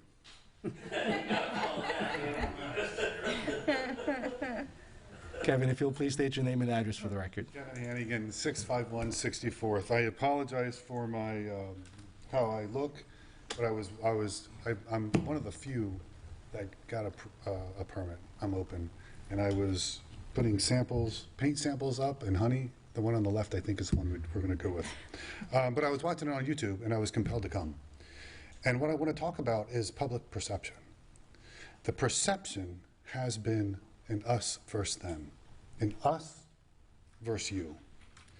And I don't believe that's the reality. But it's us not asking for, can we do it? Not asking for help. Like, help us do it. No, we're asking for permission. To get on this island, everyone's accomplished. This is not center city nowhere where we can't do things. Your meeting, your first meeting about FEMA, my wife and I were ready to go. I was very vocal here. And you scared the dickens out of us. Just wait, just wait. We were one of the first to get our permit. And because we're one of the first to get our permit, people are they're coming to us for answers, for questions, right? Like, hey, how'd you guys do it? I don't know how we did it. But the perception is you have no teeth. You have no teeth evidence of that house right around the corner. Like, what are you going to do? So people are building their homes. We're done. We can do it. We're in our homes and we've built. What are you going to do about it? Clearly nothing, right? But that's the perception. The perception is you don't care. And it's not true. I understand that. I've missed one meeting since this whole thing has started. What's going to happen is people are done. They're moving in their house. They're going to build. Jeff, I know Jeff. Jeff can build. It's going to be perfect. And you're going to have to get inspected 2 years from now. And then now you're going to have to deal with lawsuits. Because now they're going to say, well, you have to tear your drywall out. And people are going to tell you to go kiss off. And then you're going to do nothing because you can't. Your hands are tied. We see that. It's clear. And then there's lawsuits. What's that going to cost the city? And I'm not blaming anybody here. I've seen Treasure Island, I've seen Madeira, I've seen Reddington. All the FEMA packets are different. The FEMA is the issue. So either you're with us or let us know that you're with us, or you're not. But coming your way are lawsuits, and it's going to cost the city. It's going to cost the city dearly. I don't have an answer. That's y'all's job, but that's what's coming. And I love this city. It took me decades to get back here. I love it. So that's all I got. I don't have answers. I just wanted to give you the perception. Thank you. Thank you, sir. Kim Gustafson. Sorry.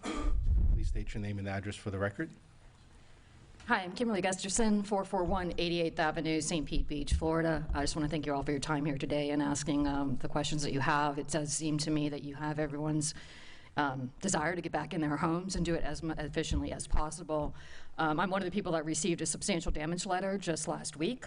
I haven't put in for a permit yet. I appreciate this is a new situation for all of us here. I've lived on the Barrier Island for 21 years.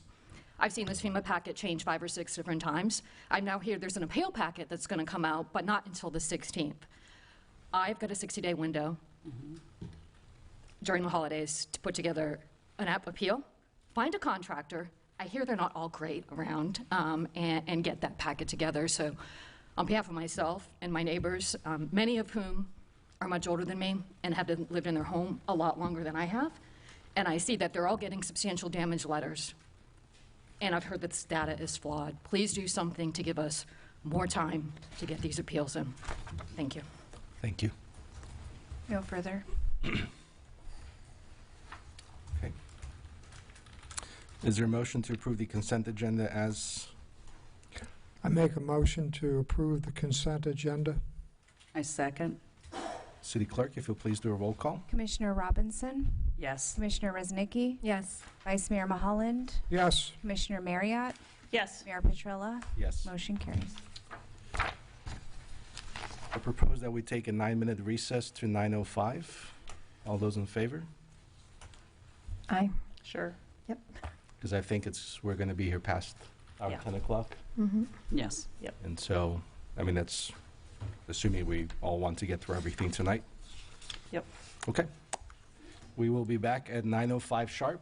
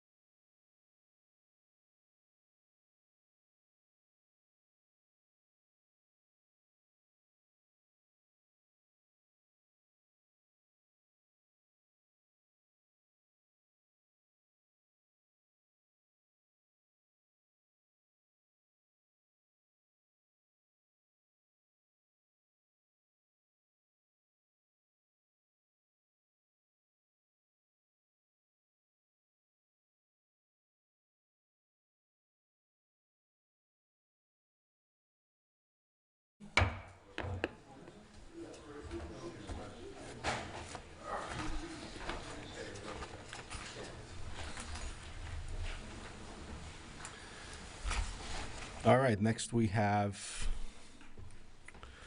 action items. 6A, adopt resolution 2024-30. City Clerk. Thank you. Resolution 2024-30, a resolution of the City Commission of the City of St. Pete Beach, Florida, opting out of providing the 80 to 120% AMI missing middle property tax exemption to developments that would otherwise qualify pursuant to House Bill 7073 and providing for an effective date. Denise Anderson, Community Development Director. So the Live Local Act was passed in 2023, and basically it provided tax exemptions for those properties that were providing income-restricted housing to low to moderate income persons and households. So there was a change in recent years. Excuse me, the original act, I believe, was passed in 2021. The change was enacted in 2023, giving local governments an opportunity to opt out of the 80 to 120% threshold. So what that means is if you've got an affordable housing project that is for income qualifying households 30 to 60%, that's pretty much how the affordable housing universe goes. You have no option there. It is going to be 100% tax exempt per the House bill. So the opt-out provision allows you to take a tax exemption for those 80 to 120%. From a market perspective, mainland Pinellas County is generally running market rates at or about 120% area median income. So this can affect a wide number of housing structures throughout Pinellas County. It could impact housing structures within St. Pete Beach as well. What that opt-out allows you to do is opt out from providing that exemption. The process requires that we review the Schimberg report, which is attached to your agenda item. It's really the last page I would draw your attention to. That shows that we have a surplus of properties available in Pinellas County in the Tampa Bay market to the tune of nearly 4,000 units, which gives us the ability to opt out. And so most local governments are doing so. When they become aware of it, they are doing so. It is something that requires annual renewal. We have to look at that report every year to ensure that there's still a surplus, but that's really what it is. And it is also opting out of a 5-year look back, if you will. So the language is newly constructed. So if you have a newly constructed multifamily residential rental property, a property owner could go back for 5 years and claim the tax exemption. And so getting this on the books, make sure that you're protecting your ad valorem taxes from unintended or surprise exemptions that may come your way. Happy to take any questions.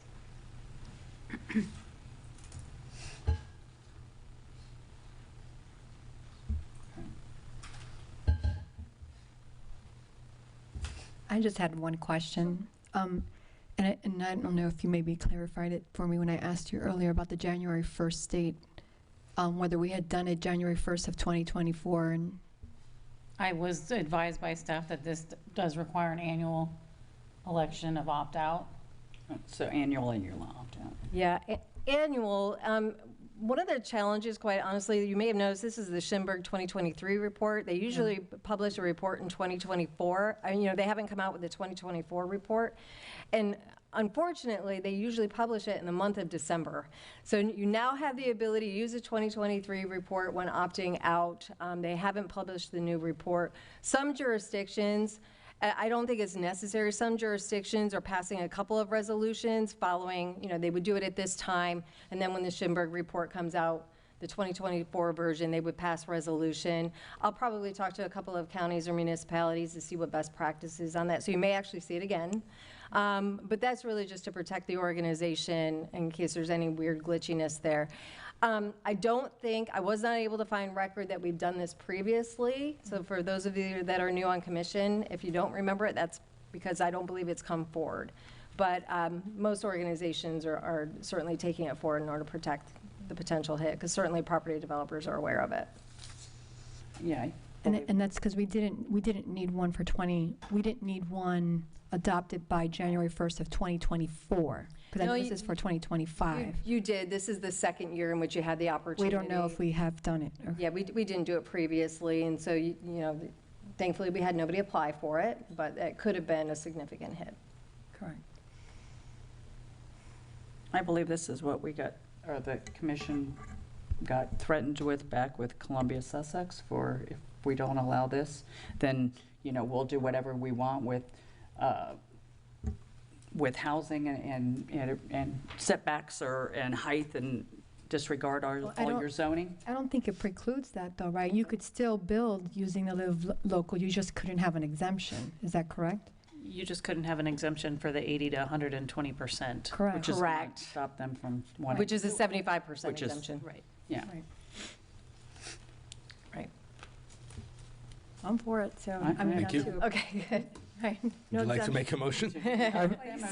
I make a motion to adopt Resolution 2024-30, opting out of the property tax exemption for 80 to 120% AMI missing middle residential developments. I second. Do we have any audience comments?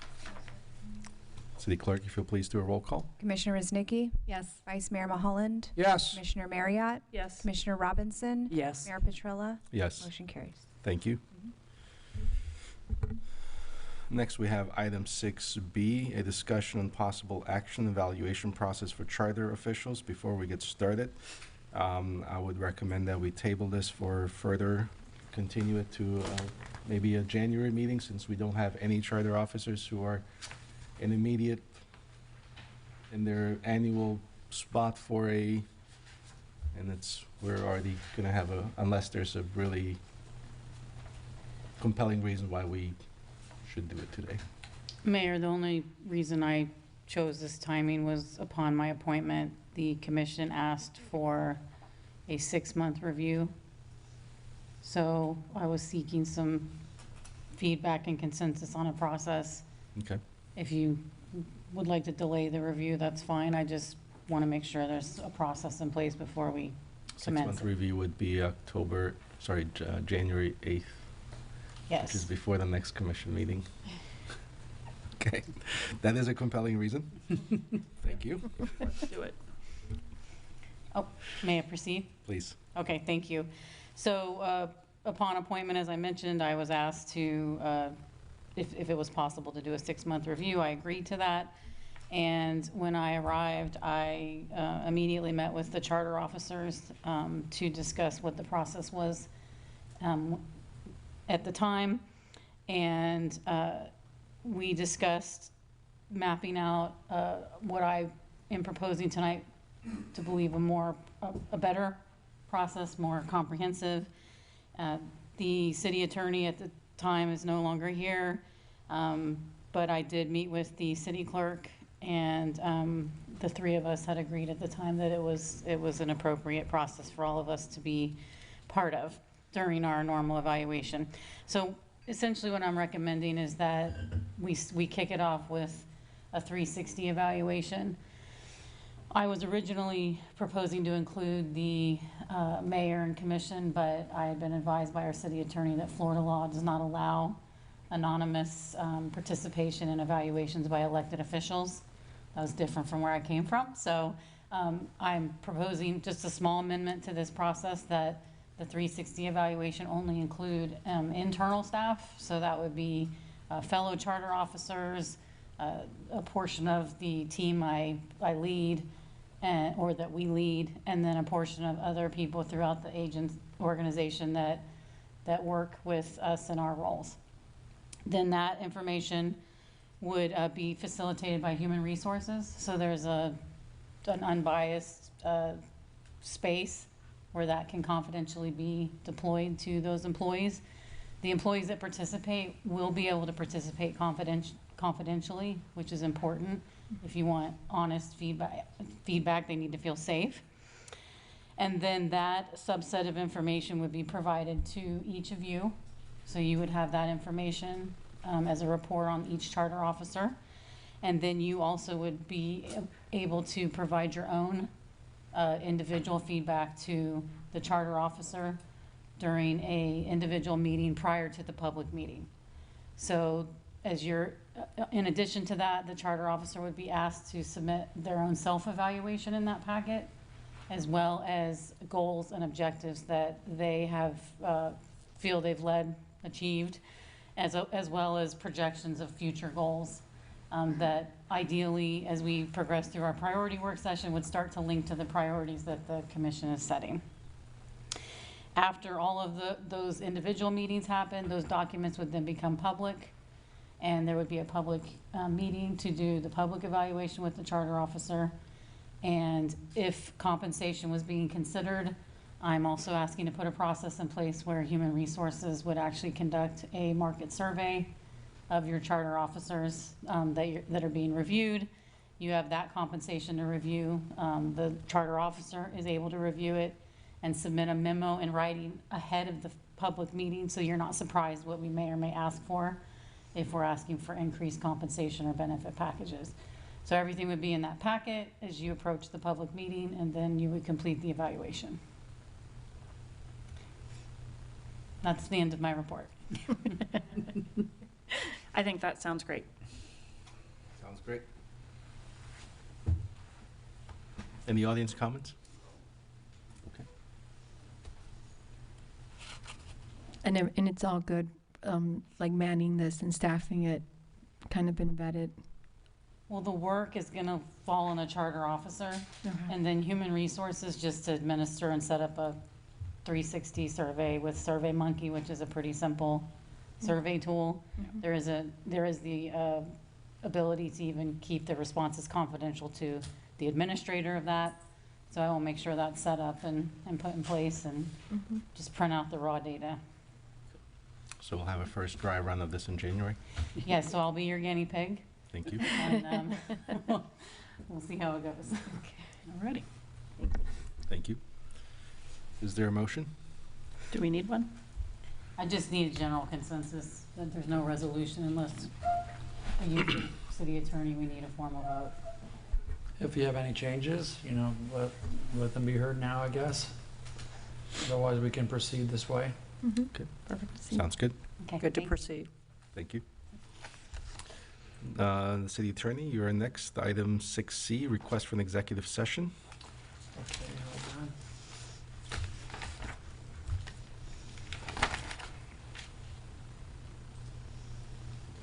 The city attorney hereby announces a request for an executive session that will be closed to the public for the purpose of seeking advice concerning settlement negotiations or strategy sessions related to litigation expenditures associated with litigation in the lawsuit Red, White, and Booze, LLC, a Florida limited liability company, Charles L. Collum and Helen Collum versus the City of St. Pete Beach, Florida, Middle District of Florida, Tampa Division, federal case number 823 CV 2704 KKM AAS, to be held on January 14th at 4:30 in City Commission Chambers at City Hall, 155 Corey Avenue, St. Pete Beach, 33706.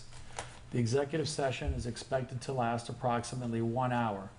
The entire session will be recorded by a certified court reporter.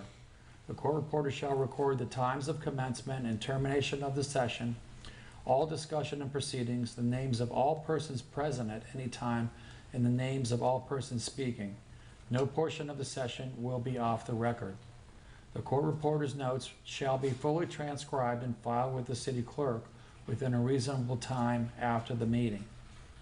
At the conclusion of litigation, these transcripts will be released to the public.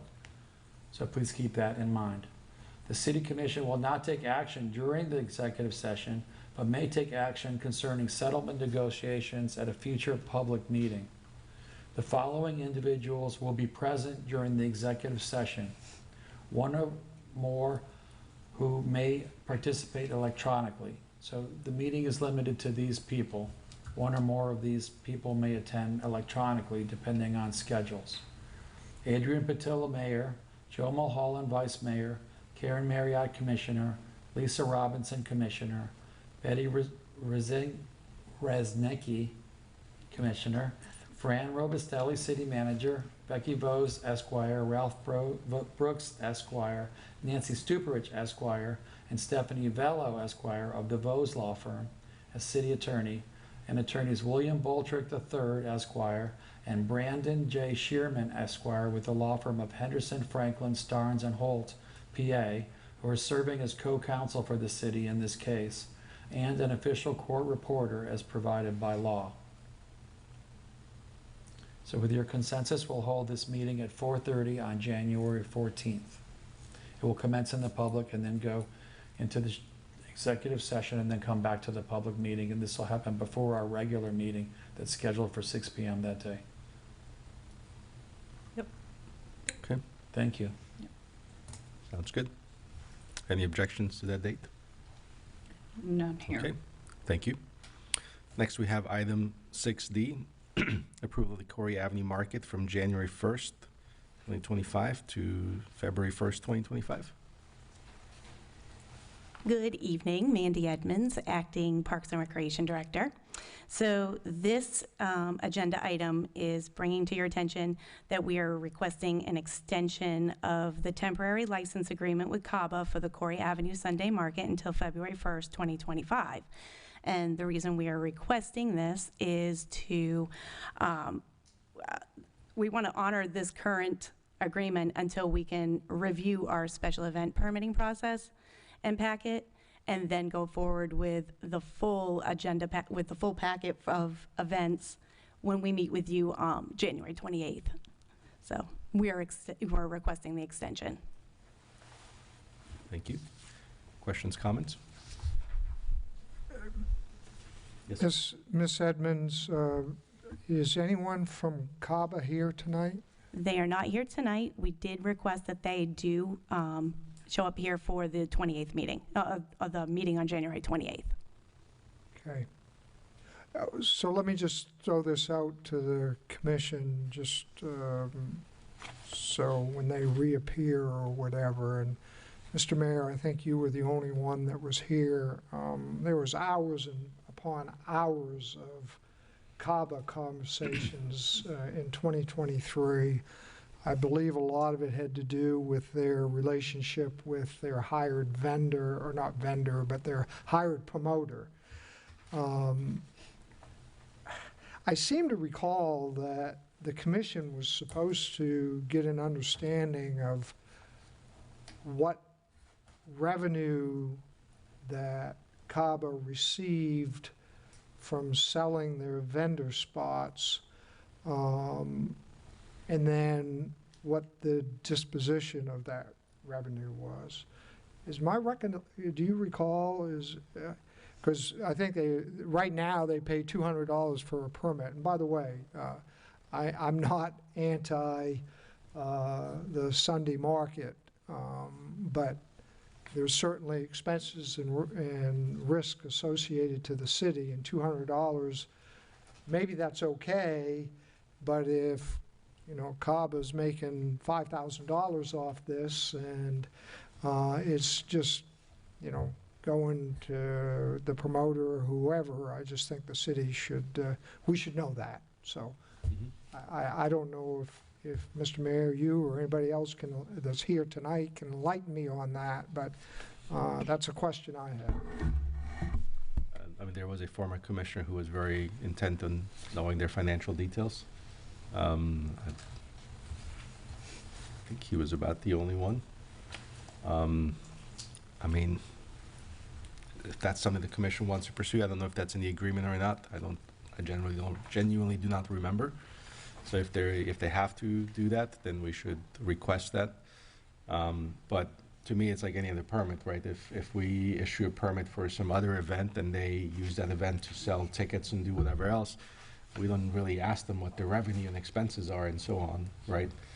To me, it was a question of, really the issue at the time was like, why is the city even getting involved in this dispute that the association had with their vendor and so on? And my position at the time was that the commission should stay out of it. That's not, for me to tell the business what vendor they should use, right? Our responsibility is to apply for a permit. We issue the permit or we don't issue the permit. So they're either, in good, they operate in good faith and they're a good steward of the permit they've been issued. Maybe the question is, in the last year, have we had any negative responses or any negative, feedback or any issues with their permit?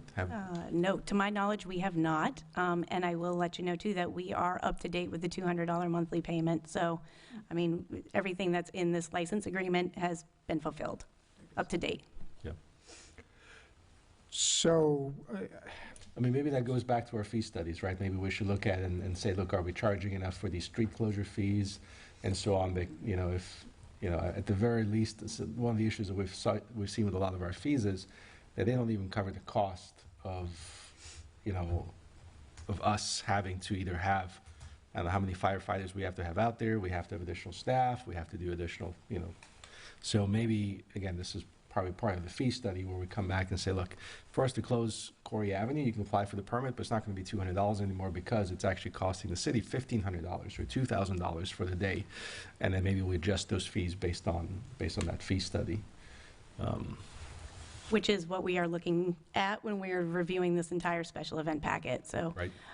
It's the fees that are associated with each event, what is required for each event, what's required for a co-sponsorship with the city. So we're looking at the packet as a whole, and then we can make changes. That's why we are requesting just that we extend this for a month so that we have time to review that.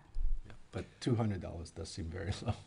well, and I mean, obviously there's a lot of events that go on in the city, and like I say, I'm not anti the Sunday market, but it seems like it's probably a money-making event, and we shouldn't be losing money on it.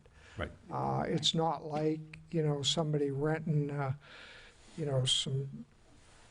a few hundred square feet on the beach or something like that. We're closing a city street, we've got to put resources to it, and we're charging $200 when we're how many millions of dollars in the hole right now?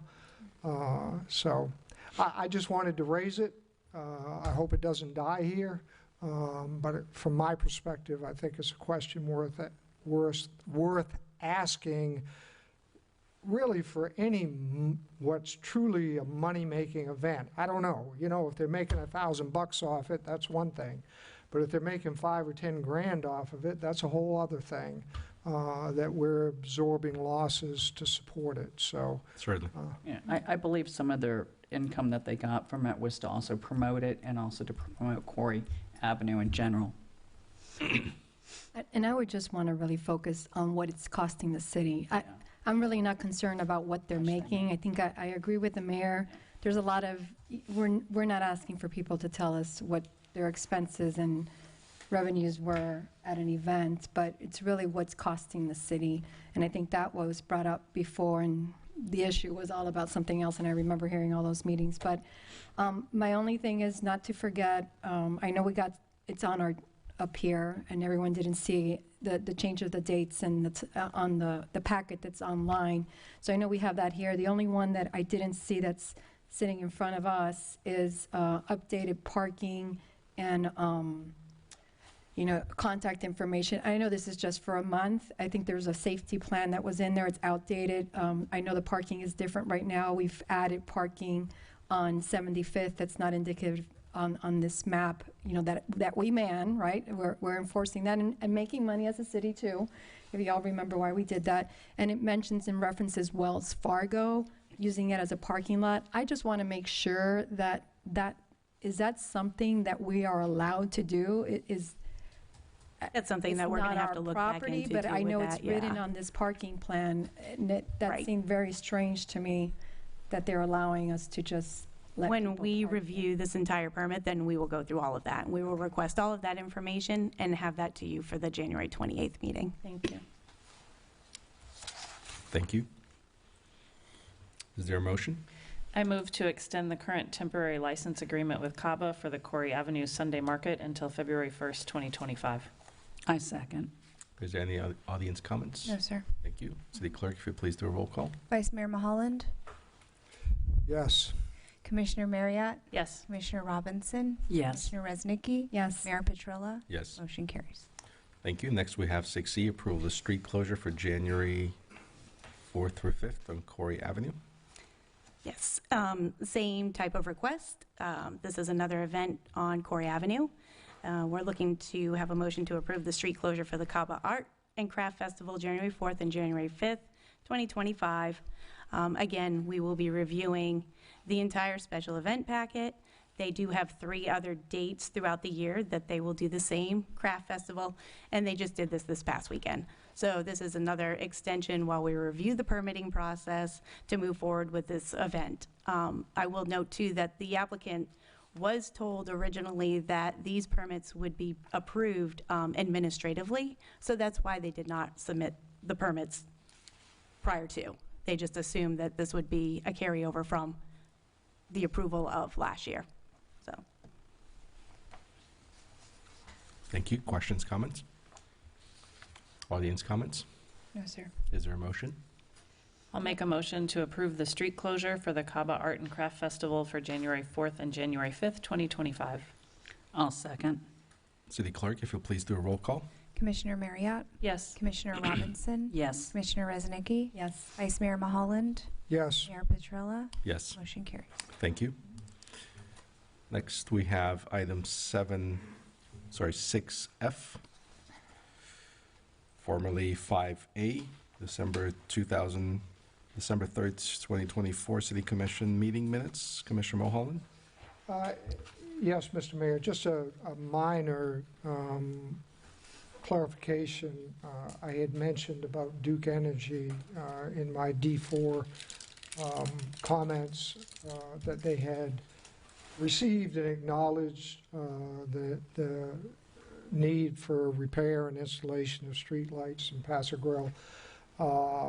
And I also commented that there was no time, they had not established a timeline for that. That did not make it into the meeting minutes, so I just wanted to clarify. They have acknowledged it, but they have not given the city, unless it's just happened very recently, a timeline for doing that. So hopefully that's soon. So that was the clarification, and I'm prepared to make a motion to approve the minutes unless somebody else has something else on that. Go ahead. I make a motion to approve the December 3rd, 2024 City Commission meeting minutes. Second. City Clerk, if you please do a roll call. Commissioner Robinson? Yes. Commissioner Reznicki? Yes. Vice Mayor Maholland? Yes. Commissioner Marriott? Yes. Mayor Petrella? Yes. Motion carries. Thank you. Next, we have ordinances. 7A, first reading of ordinance 2024-07. City Clerk.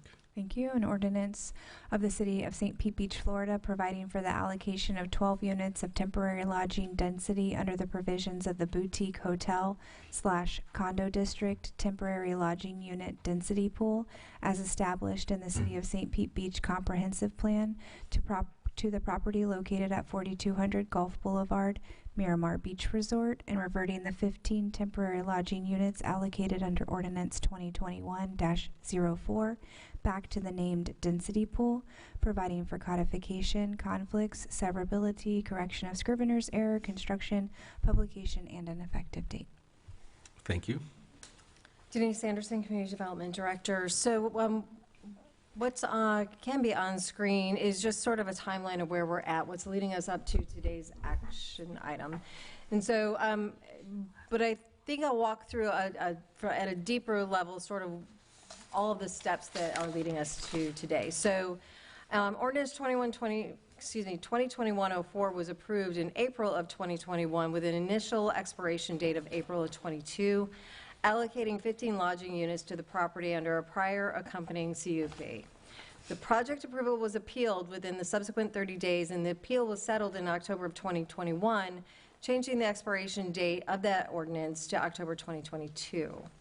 Hurricane Ian then made landfall between September of 22, and Executive Order 22-218 declaring a state of emergency was reaffirmed every 60 days there since, and we are still under that. So it's still active today, and so it's told we cannot expire it, as you know, plus 24 months once that emergency period ends.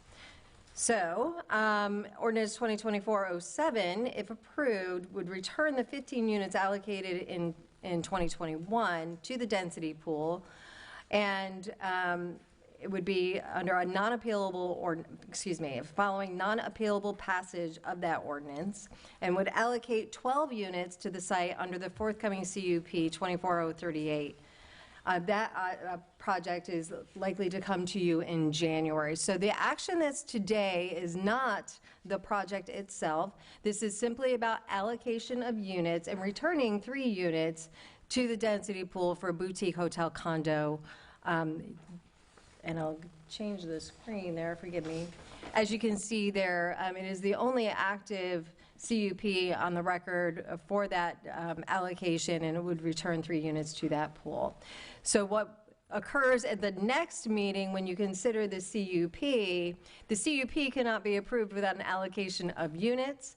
And because this process requires 2 reads, we bring them to the finish line at the same time. They are tied together. If you vote no on the CUP, these units do not get allocated, okay? But the 15 that are approved are allocated. That is still an active CUP, okay? Happy to take any questions. I've got technical staff here. The attorney representing the client is also here. But again, I would encourage you not to engage in a discussion on the CUP because that's not been publicly noticed. Okay? Thank you. You're very welcome.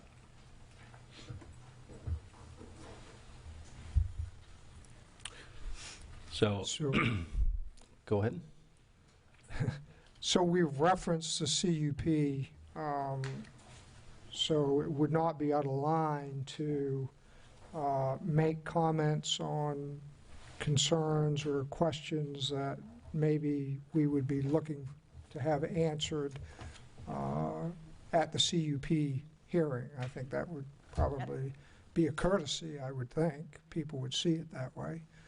So are you comfortable with me putting a few questions out there or a few comments as it relates to the CUP, so there's some advance heads up that either staff or the applicant can be prepared for it? Yeah, I certainly would defer to the attorney on anything. Just the caution that I wish to express is because this has not been publicly noticed as a CUP, public hearing, I don't wish us to get too far down the road where we're making decisions or indicating decisions are being made in tonight's discussion related to an item that is not being brought forth.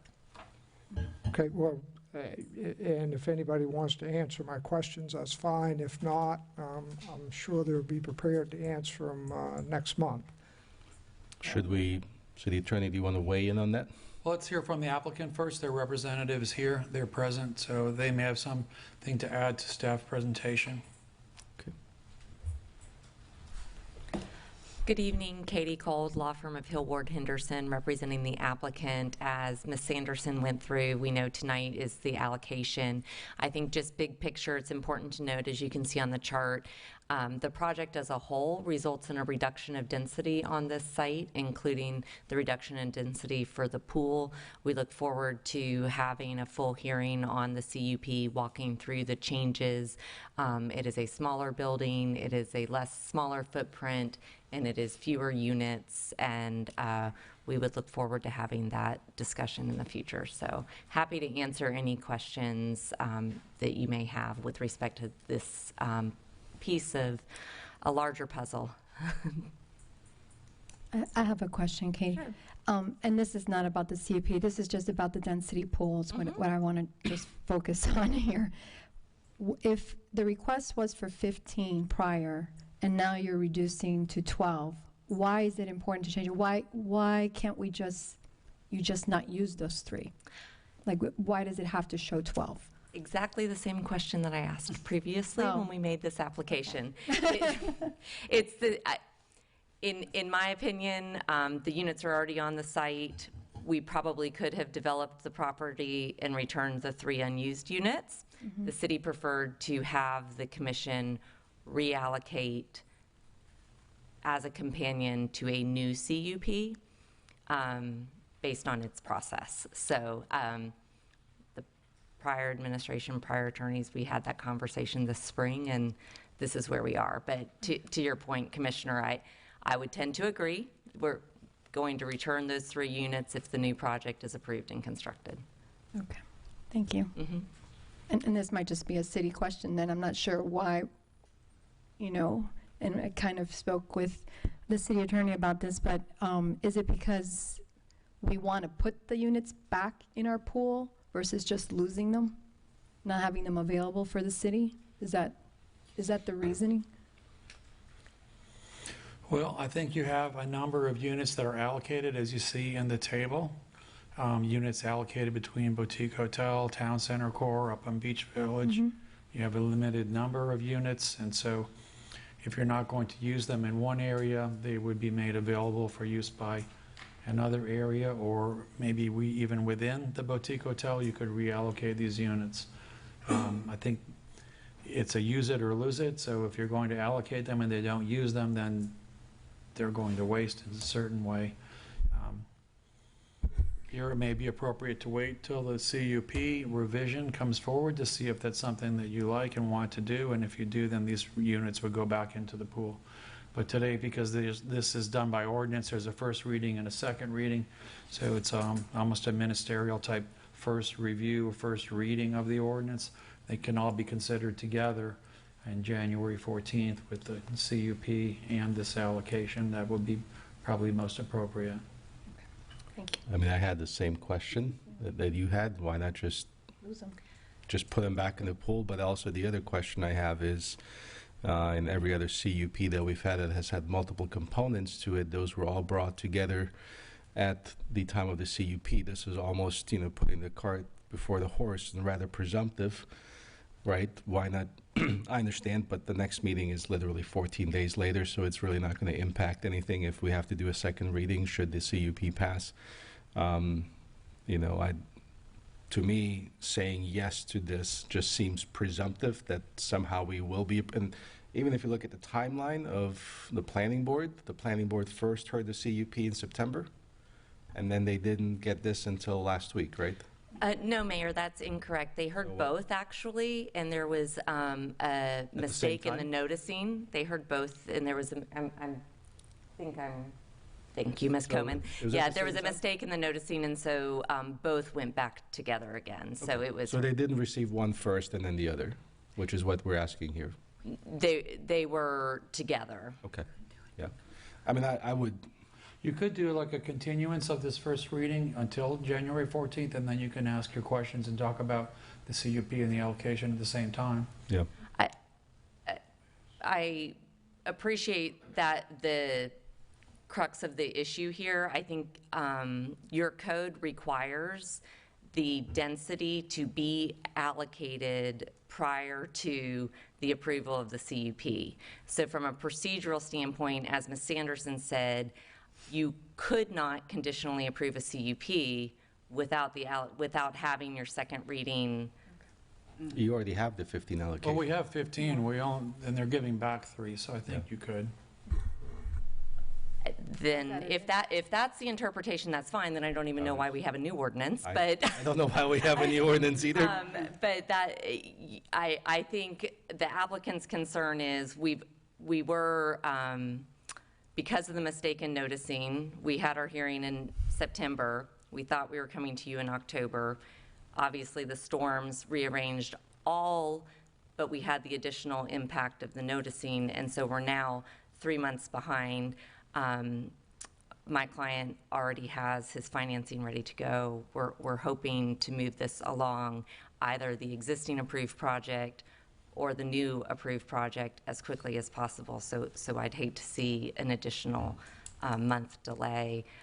This is the process that the city has used apparently always, and so it's kind of what we've been relying upon to this date. So does this delay a process then for the city if we don't change it to this ordinance? Is that what the issue was? I think what she's saying is they want to get the project moving, and if they do the first reading today, they can do the second reading, and if you approve the CUP, then they're good to go. Otherwise, they would have to do another second reading. Yeah, but if we just don't do anything with this, they already have the 15 allocation. Right. Yeah, that's what we're just saying. Yeah, it's, I don't know. Why do they have to change it? They're just not using They 3. don't have to, right. They can give back later. Yep. Correct, yeah. Oh, wait. I apologize. I'm looking for the 2021 ordinance because in the proposed ordinance before you tonight, it specifically references the CUP. And so if the 2021 ordinance does as well, my concern would be, were those units tied specifically? That might be it.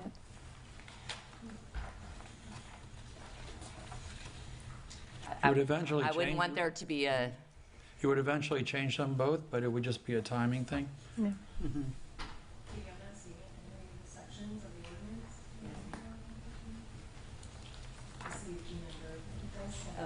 the CUP is Resolution 2021-04, but the ordinance for the...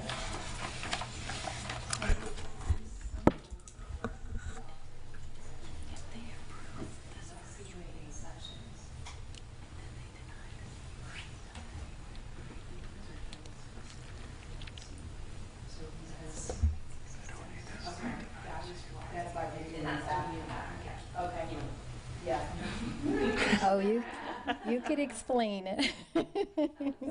The prior allocation was 2021-04, and the prior CUP was 2024-08. Right, so you don't have the benefit of seeing the screen that we just did, but there is, one of the sections of the ordinance that was passed in 2021 does state that if that CUP does not go forward, then those units go back in. So again, that kind of speaks to what we're talking about for January, where we're tying these units to the CUP, which is why they need to get to the finish line at the same time, because you can't approve the CUP without those units being allocated. Similarly, we did that in 2021, which is why if we're abandoning or choose not to go forward with that CUP issue, then those units are put back into that pool. And so this allocation is very specifically tied to it, but the net difference is the same, returning 3 units. Making sense? No. Let me see if I understand this correctly. So the reason that this is coming to us tonight is because the previous allocation of 15 units was specific to the previous CUP. And so those 15 units that have been allocated can't be used for this new CUP because they're tied to the previous one. So we can't approve the CUP based on an allocation of units to a different CUP. And if we don't do a first reading of this tonight, and then a second reading at the night of the CUP hearing, because that would have to happen before we approve the CUP.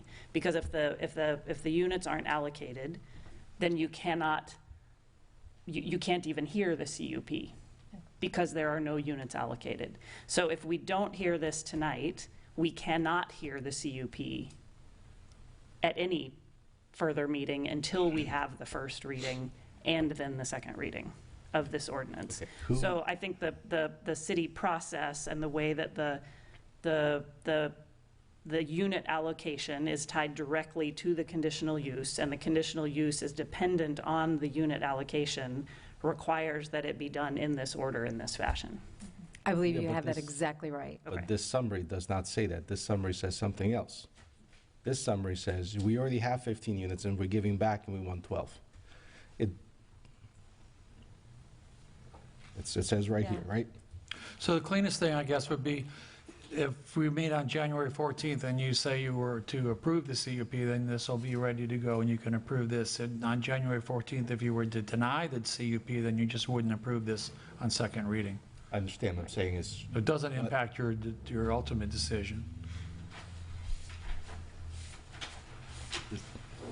that aside, so first of all, that's not what our package says, right? Our package says, we already have 15 units. It doesn't say that they're tied to a different CUP and we need a new, the way it should read, if what you're saying is the way that we understand it is, it should say we are requesting an allocation of 12 units, period, for this CUP, this new CUP. That's what it should say, but that's not what it says. What it says is we already have 15, we want to amend it to 12. Okay, so either those CUPs, you cannot move allocations between the CUPs or you can. What this says is the presumption is that you're moving units between CUPs. If that's not the case, either this package is incorrect or what our understanding is incorrect. Mayor, if I may? Please. Kristen Coleman, Senior Planner.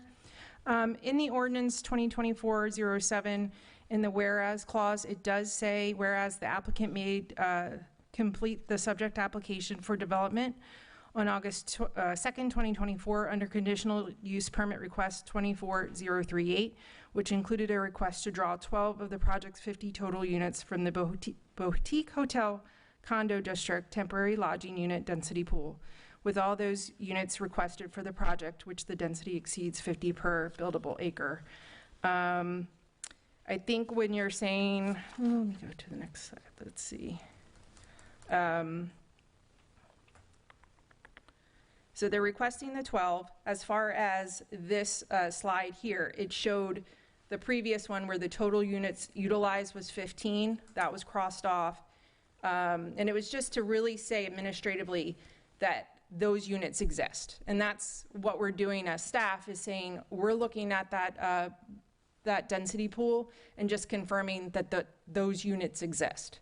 So far with that 2021 approval, the CUP approval, Miramar was the only one that requested any units so far.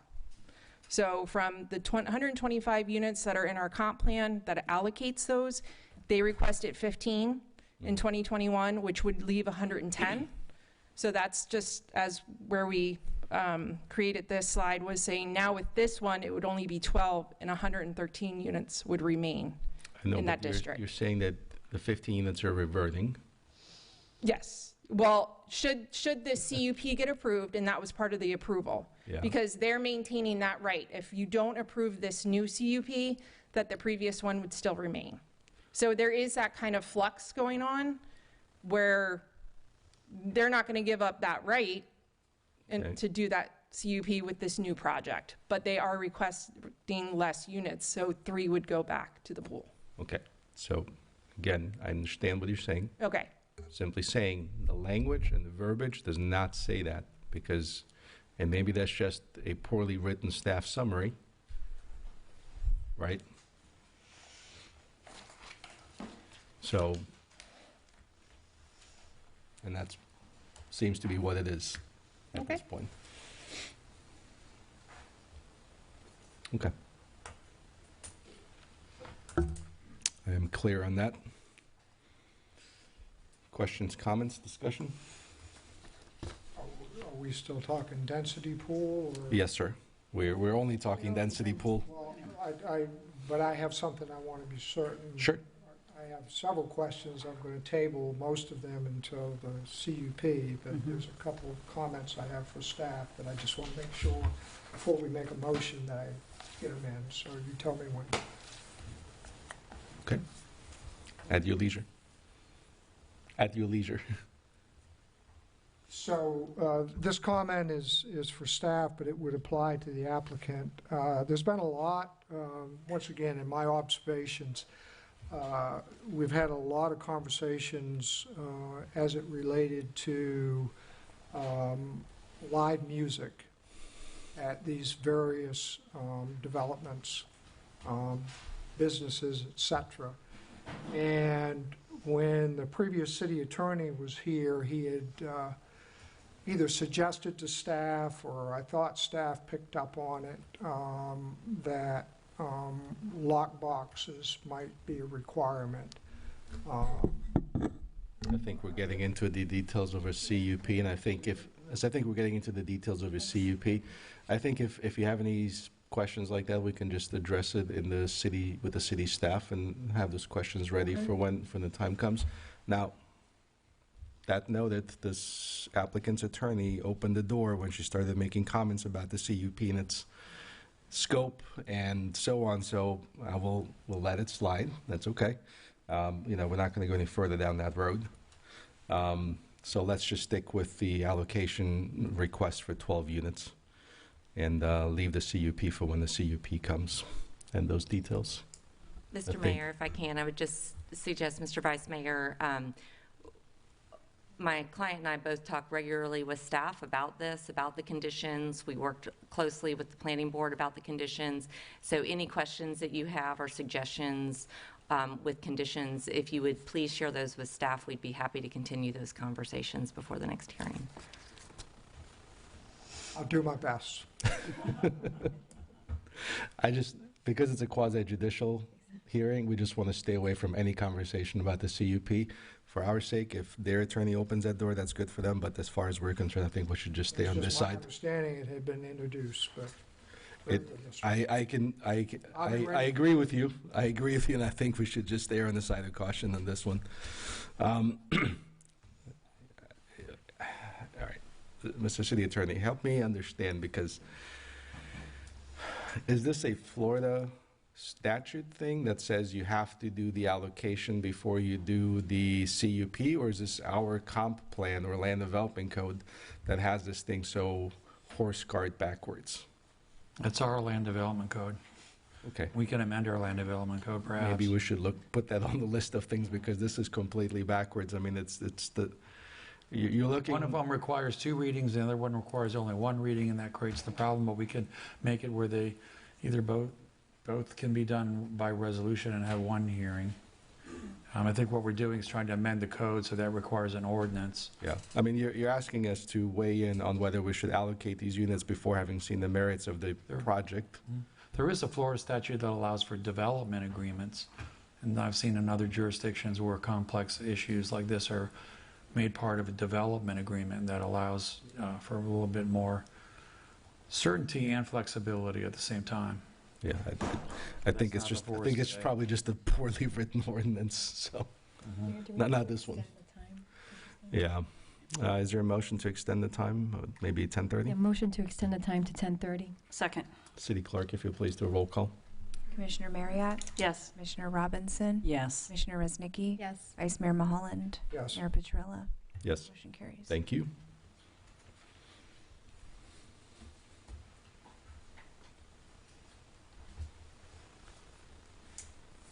Well, I see this as administrative. I know it's as confusing as we all might feel. I will go, this is not a decision by any means. This is just that we've got to do this administrative. So I will motion to. I have public comment. Oh, sorry. Public comment. Sorry, Mayor. It's all right. I don't know if you were waiting or not. I was going to do it before and after the second, because that doesn't close the Okay, conversation. continue Go ahead. then. No, go ahead. Oh, okay. We'll get to public comment.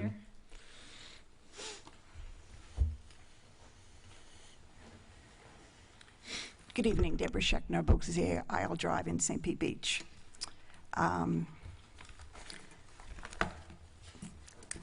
Before I get on that topic, Mike Clark, I happen to have this in my notebook, 5/11/6/23. Any deficiencies rise to the level of a moratorium individually or collectively, he categorically said no. So that's what I'd let you know that, for one of them. I believe this is a property owned by Robert Cezanne, am I correct? Developer? No. No. Oh, it's not. He No. did own it at one time. No. Okay. Don't know. All right, so then, there you go. He keeps having that mattress there. So I guess I have to look up that property. I thought Miramar had issues with parking when they first put forth their cup. They neglected to add parking for the restaurant on the outside. I do remember that.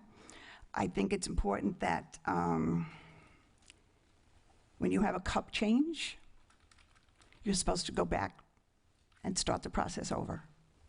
And I do believe that's part of our ordinances or requirements or whatever. And this is not only a big cup change, but there have been others as well, including the rooftop. So I think this possibly needs another hearing regarding, can you have a cup change and still go on with the process? Because we seem to have people coming here, and 1 week after another, we're going to add the rooftop.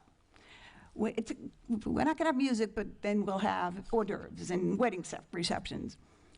We have to, stop all of this. When you come, this is what you do. You can't change it, and it's been happening even with the Miramar. So I would suggest that this project go back to the planning stages, and so they'll have all their eggs in a basket. Thank you. I think just for the sake of accuracy, this is a different CUP. It is a completely new application from scratch. They did go through the process, community meetings. Yes, and I think part of that is because of the comments we've had on previous CUPs. So I appreciate the fact that they went through all the trouble starting from scratch and going through that process. So it's good to see that we're making some progress in these areas. Commissioner Reznicki, I thought. So, yes, sir. I'm sorry, were you going to make a motion? Yes, I was, but you can go. Yeah, I just want to say, I mean, I'm going to vote for this, but I really don't like how this has gone down. I mean, it's been really clunky. So anyway, that's just how I'm feeling, but I'm going to vote. A motion to approve the first reading of ordinance 2024-07. Second. City Clerk, if you'll please do a roll call. Commissioner Reznicki? Yes. Commissioner Mulholland? Yes. Commissioner Marriott? Yes. Commissioner Robinson? Yes. Mayor Petrilla? No. Motion carries 4-1. Thank you. Next, we have ordinance 7B, first reading of ordinance 2024-18. City Clerk. Thank you. An ordinance of the City of St. Pete Beach, Florida, amending the city's Land Development Code, Division 28, Historic Preservation, Section 28.5, Ordinary Maintenance and Repair, to allow for administrative exemptions from the substantial improvement requirements for substantial maintenance and repair to historic structures, providing for codification, conflicts, severability, correction of scrivener's error, construction, publication, and an effective date. Denise Anderson, Community Development. So this is really just a first read of an emergency ordinance you already passed. So I can certainly get into details. I'm not sure that it's necessary, and I'm happy to take any questions. Thank you. Questions, comments? Is there a motion? I'll make a motion to approve the first reading of ordinance 2024-18. Is there a I'll second. City Clerk, are there any audience comments? John Kurzman? Mr. Kurzman, are you still here? No. He was. His stuff is right there. I think he might not have thought we were going to go that fast. You I signed think up he's- for this one and the next one. He was standing, I think he's right there in the lobby, maybe? Oh, no, that's... No, that's not him. Yeah, it's not him. Unless he went to the restroom. We're not going to be so mean as to start his clock early. He was in the restroom. John, we almost started the clock without you. No, we're on the next item, the moved on. historic resources. You signed up for 7B and 7C. We are on 7B, historic resources. Yes. Yes. Neither did we. That's why we extended by half an hour. If you'll please state your name and address for the record.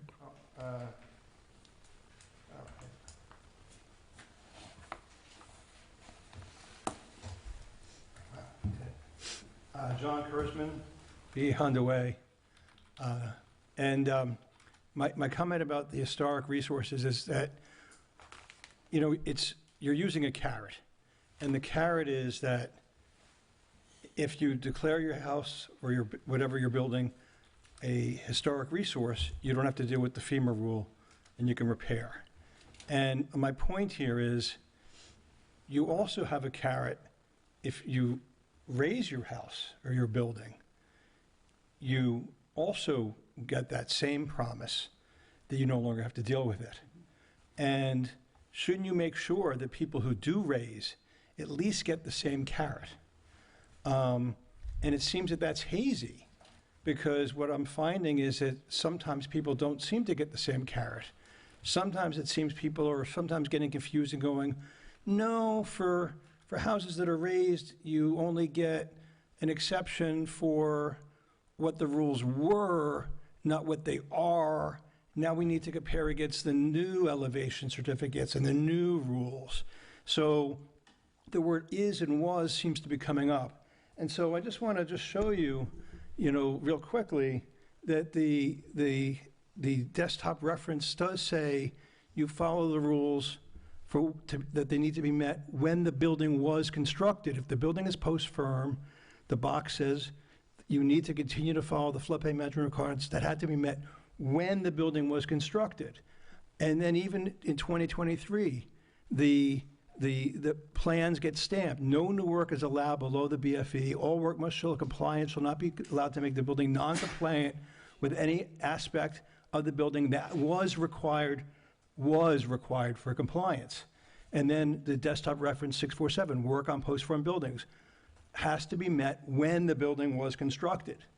And then the insurance says post-firm buildings in the regular program built in compliance with the floodplain regulations in effect at the start of construction will continue to have favorable rate treatment, even though higher BFEs are more restrictive, greater, so the insurance even stays in effect. You get the discounts. Don't worry. You don't have to protect these houses. Their insurance stays. It's grandfathered, and it's based on BFE, not even DFE. So even if your city puts in design flood and says BFE +1, it doesn't matter. The insurance rates are protected for these homes. There's grandfathering. And it's even in floodsmart.gov. Even that definition says policyholders have remained loyal customers, they're eligible, and there's even administrative grandfathering. And even our own plan said if you were built prior to 1971, FEMA substantial packages are not required if you were after. And then I've showed you that memo. And the reason I'm flagging this, because even now, we're now saying on our website, if your home level was constructed, keyword was constructed, you're okay, but now we're saying you need an elevation certificate. So what I'm saying is, if we're going to say you don't need a FEMA packet for historic, at least put, your houses that were should be grandfathered on the same footing. So I'm not against this historic thing, but at least you use the same carrot and entice people equally to raise their houses if you're going to entice them to be historic. Thank you. Thank you, sir.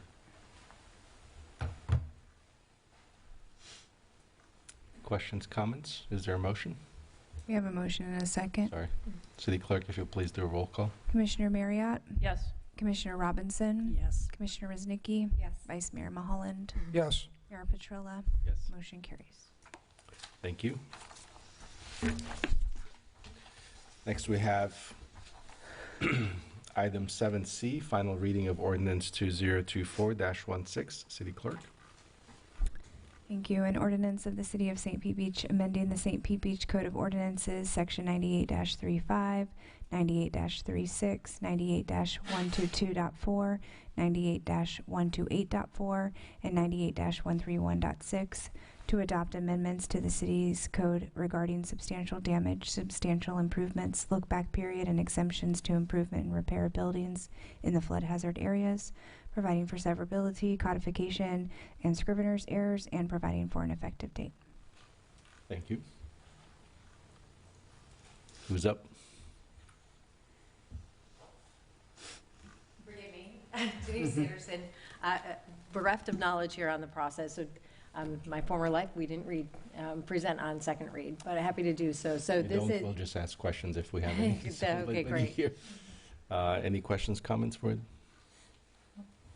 Okay. No. Mr. Kurzman, I believe you had a signed up. Thank you, Denise.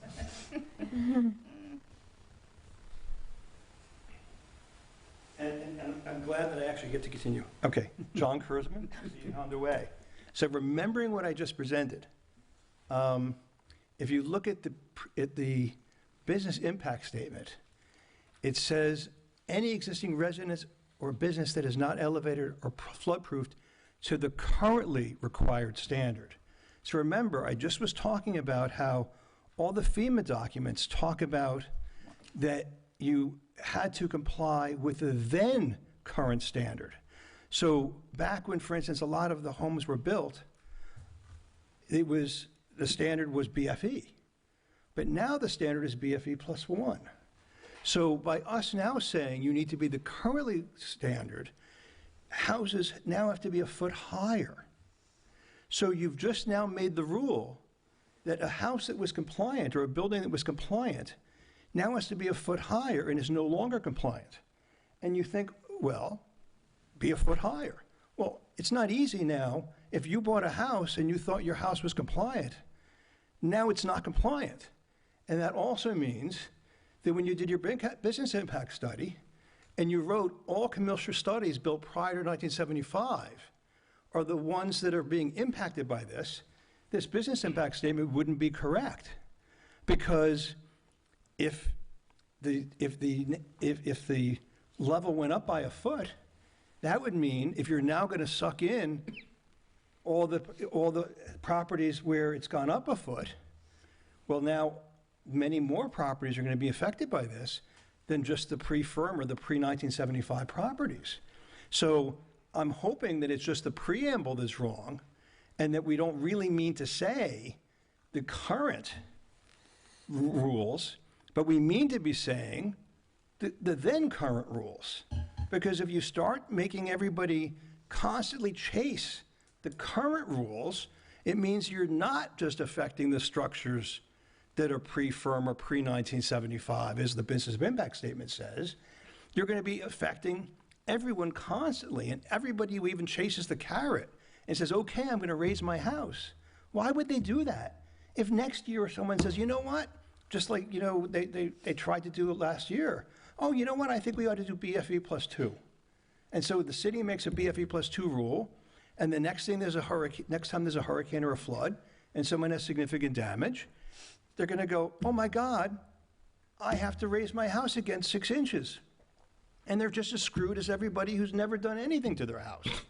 And all those same people are going to get evicted yet again, you know, who just spent their $300,000 to raise their house or whatever. So you can't have that. So you really have to stick with the then current that's in there. And I don't even see it in our ordinances where it says that it's now current. So that's why I'm saying, please put it in your ordinance clearly that it's then current, just the way you're saying for the historic people, you're off the hook. Thank you. City Attorney, I mean, that seems to be a rather important point. Well, what we're trying to do here is to, I guess the question is, if your house was compliant before, does anything that we're doing here put them in jeopardy of not being compliant? no, this helps them. This is an ordinance that helps the people. Okay.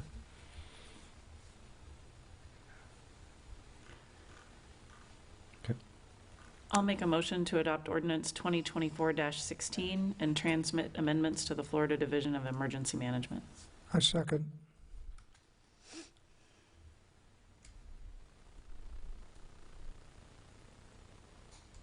City Clerk, is there a roll call? Sure. Commissioner Robinson? Yes. Commissioner Rosnicki? Yes. Vice Mayor Mulholland? Yes. Commissioner Marriott? Yes. Mayor Petrola? Yes. Motion carries. Thank you. Sorry, I was confused. The two ordinances ran together the way that they're printed in here. So when you said to Florida Division of Emergency Management, it looked like it belonged to the next ordinance. And so just want to make sure that the motion was actually correct. Next, we have 7D, final reading of ordinance 2024-13. An ordinance of the City of St. Pete Beach, Florida, amending Land Development Code Division 3, Administration of the Land Development Code, Section 3.10, Vested Rights and Nonconformities, and Division 6, Supplemental Regulations, Section 6.14, Encroachment of certain specified ancillary residential equipment into required yards, repealing emergency ordinances 2024-11 and 2024-14, containing similar provisions, providing for codification, conflicts, severability, correction of scrivener's error, construction, publication, and an effective date. Thank you, City Clerk.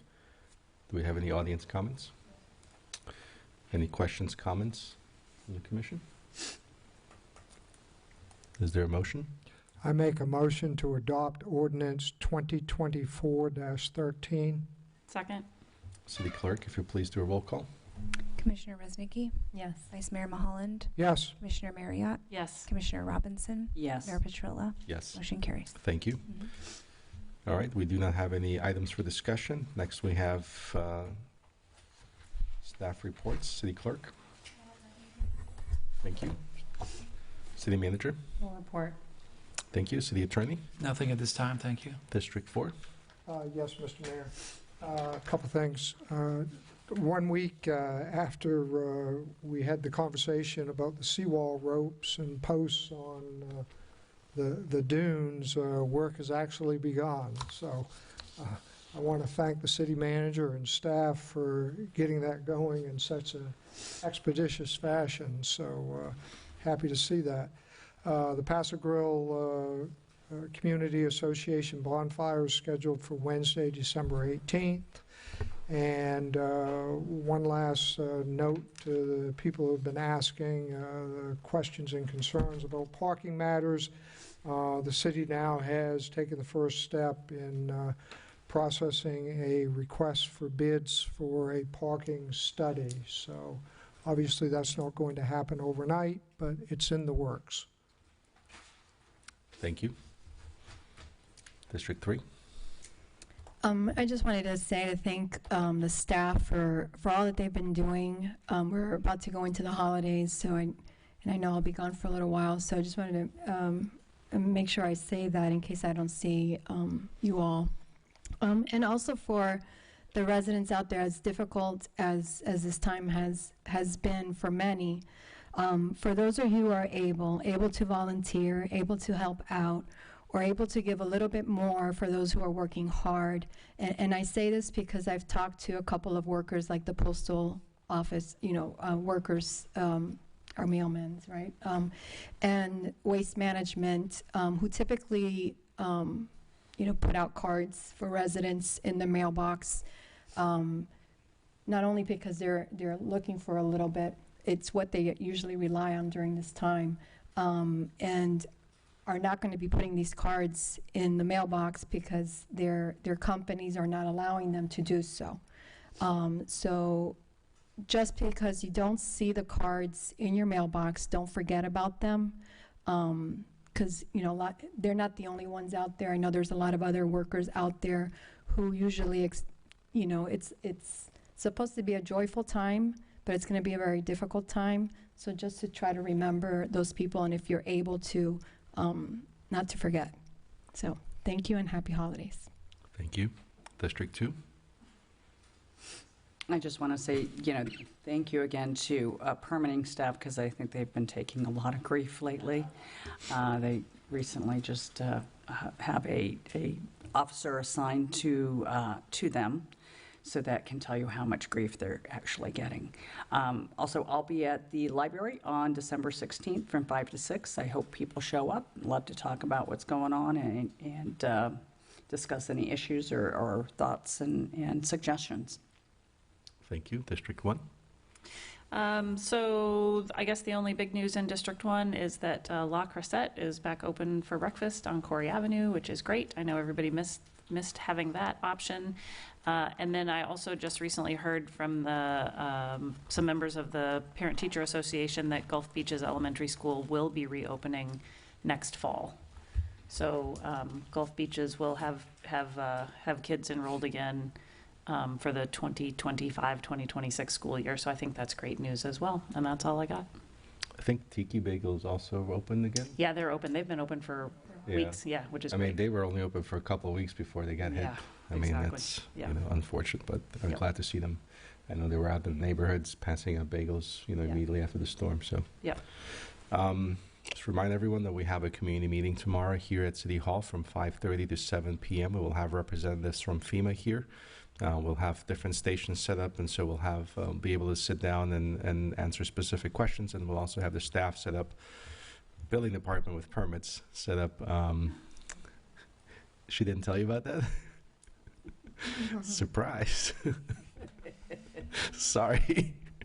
Anyway, we will have lots of FEMA representatives here. The commission will be here, and some of our staff will be here, to help facilitate some of the discussion and answer some questions. This is our last commission meeting before January 14th, so we'll have a long, almost 5-week break. For those of you that, if we don't see you, wishing everybody a Merry Christmas and a happy and hopefully much improved New Year. Thank you, everyone. We are adjourned.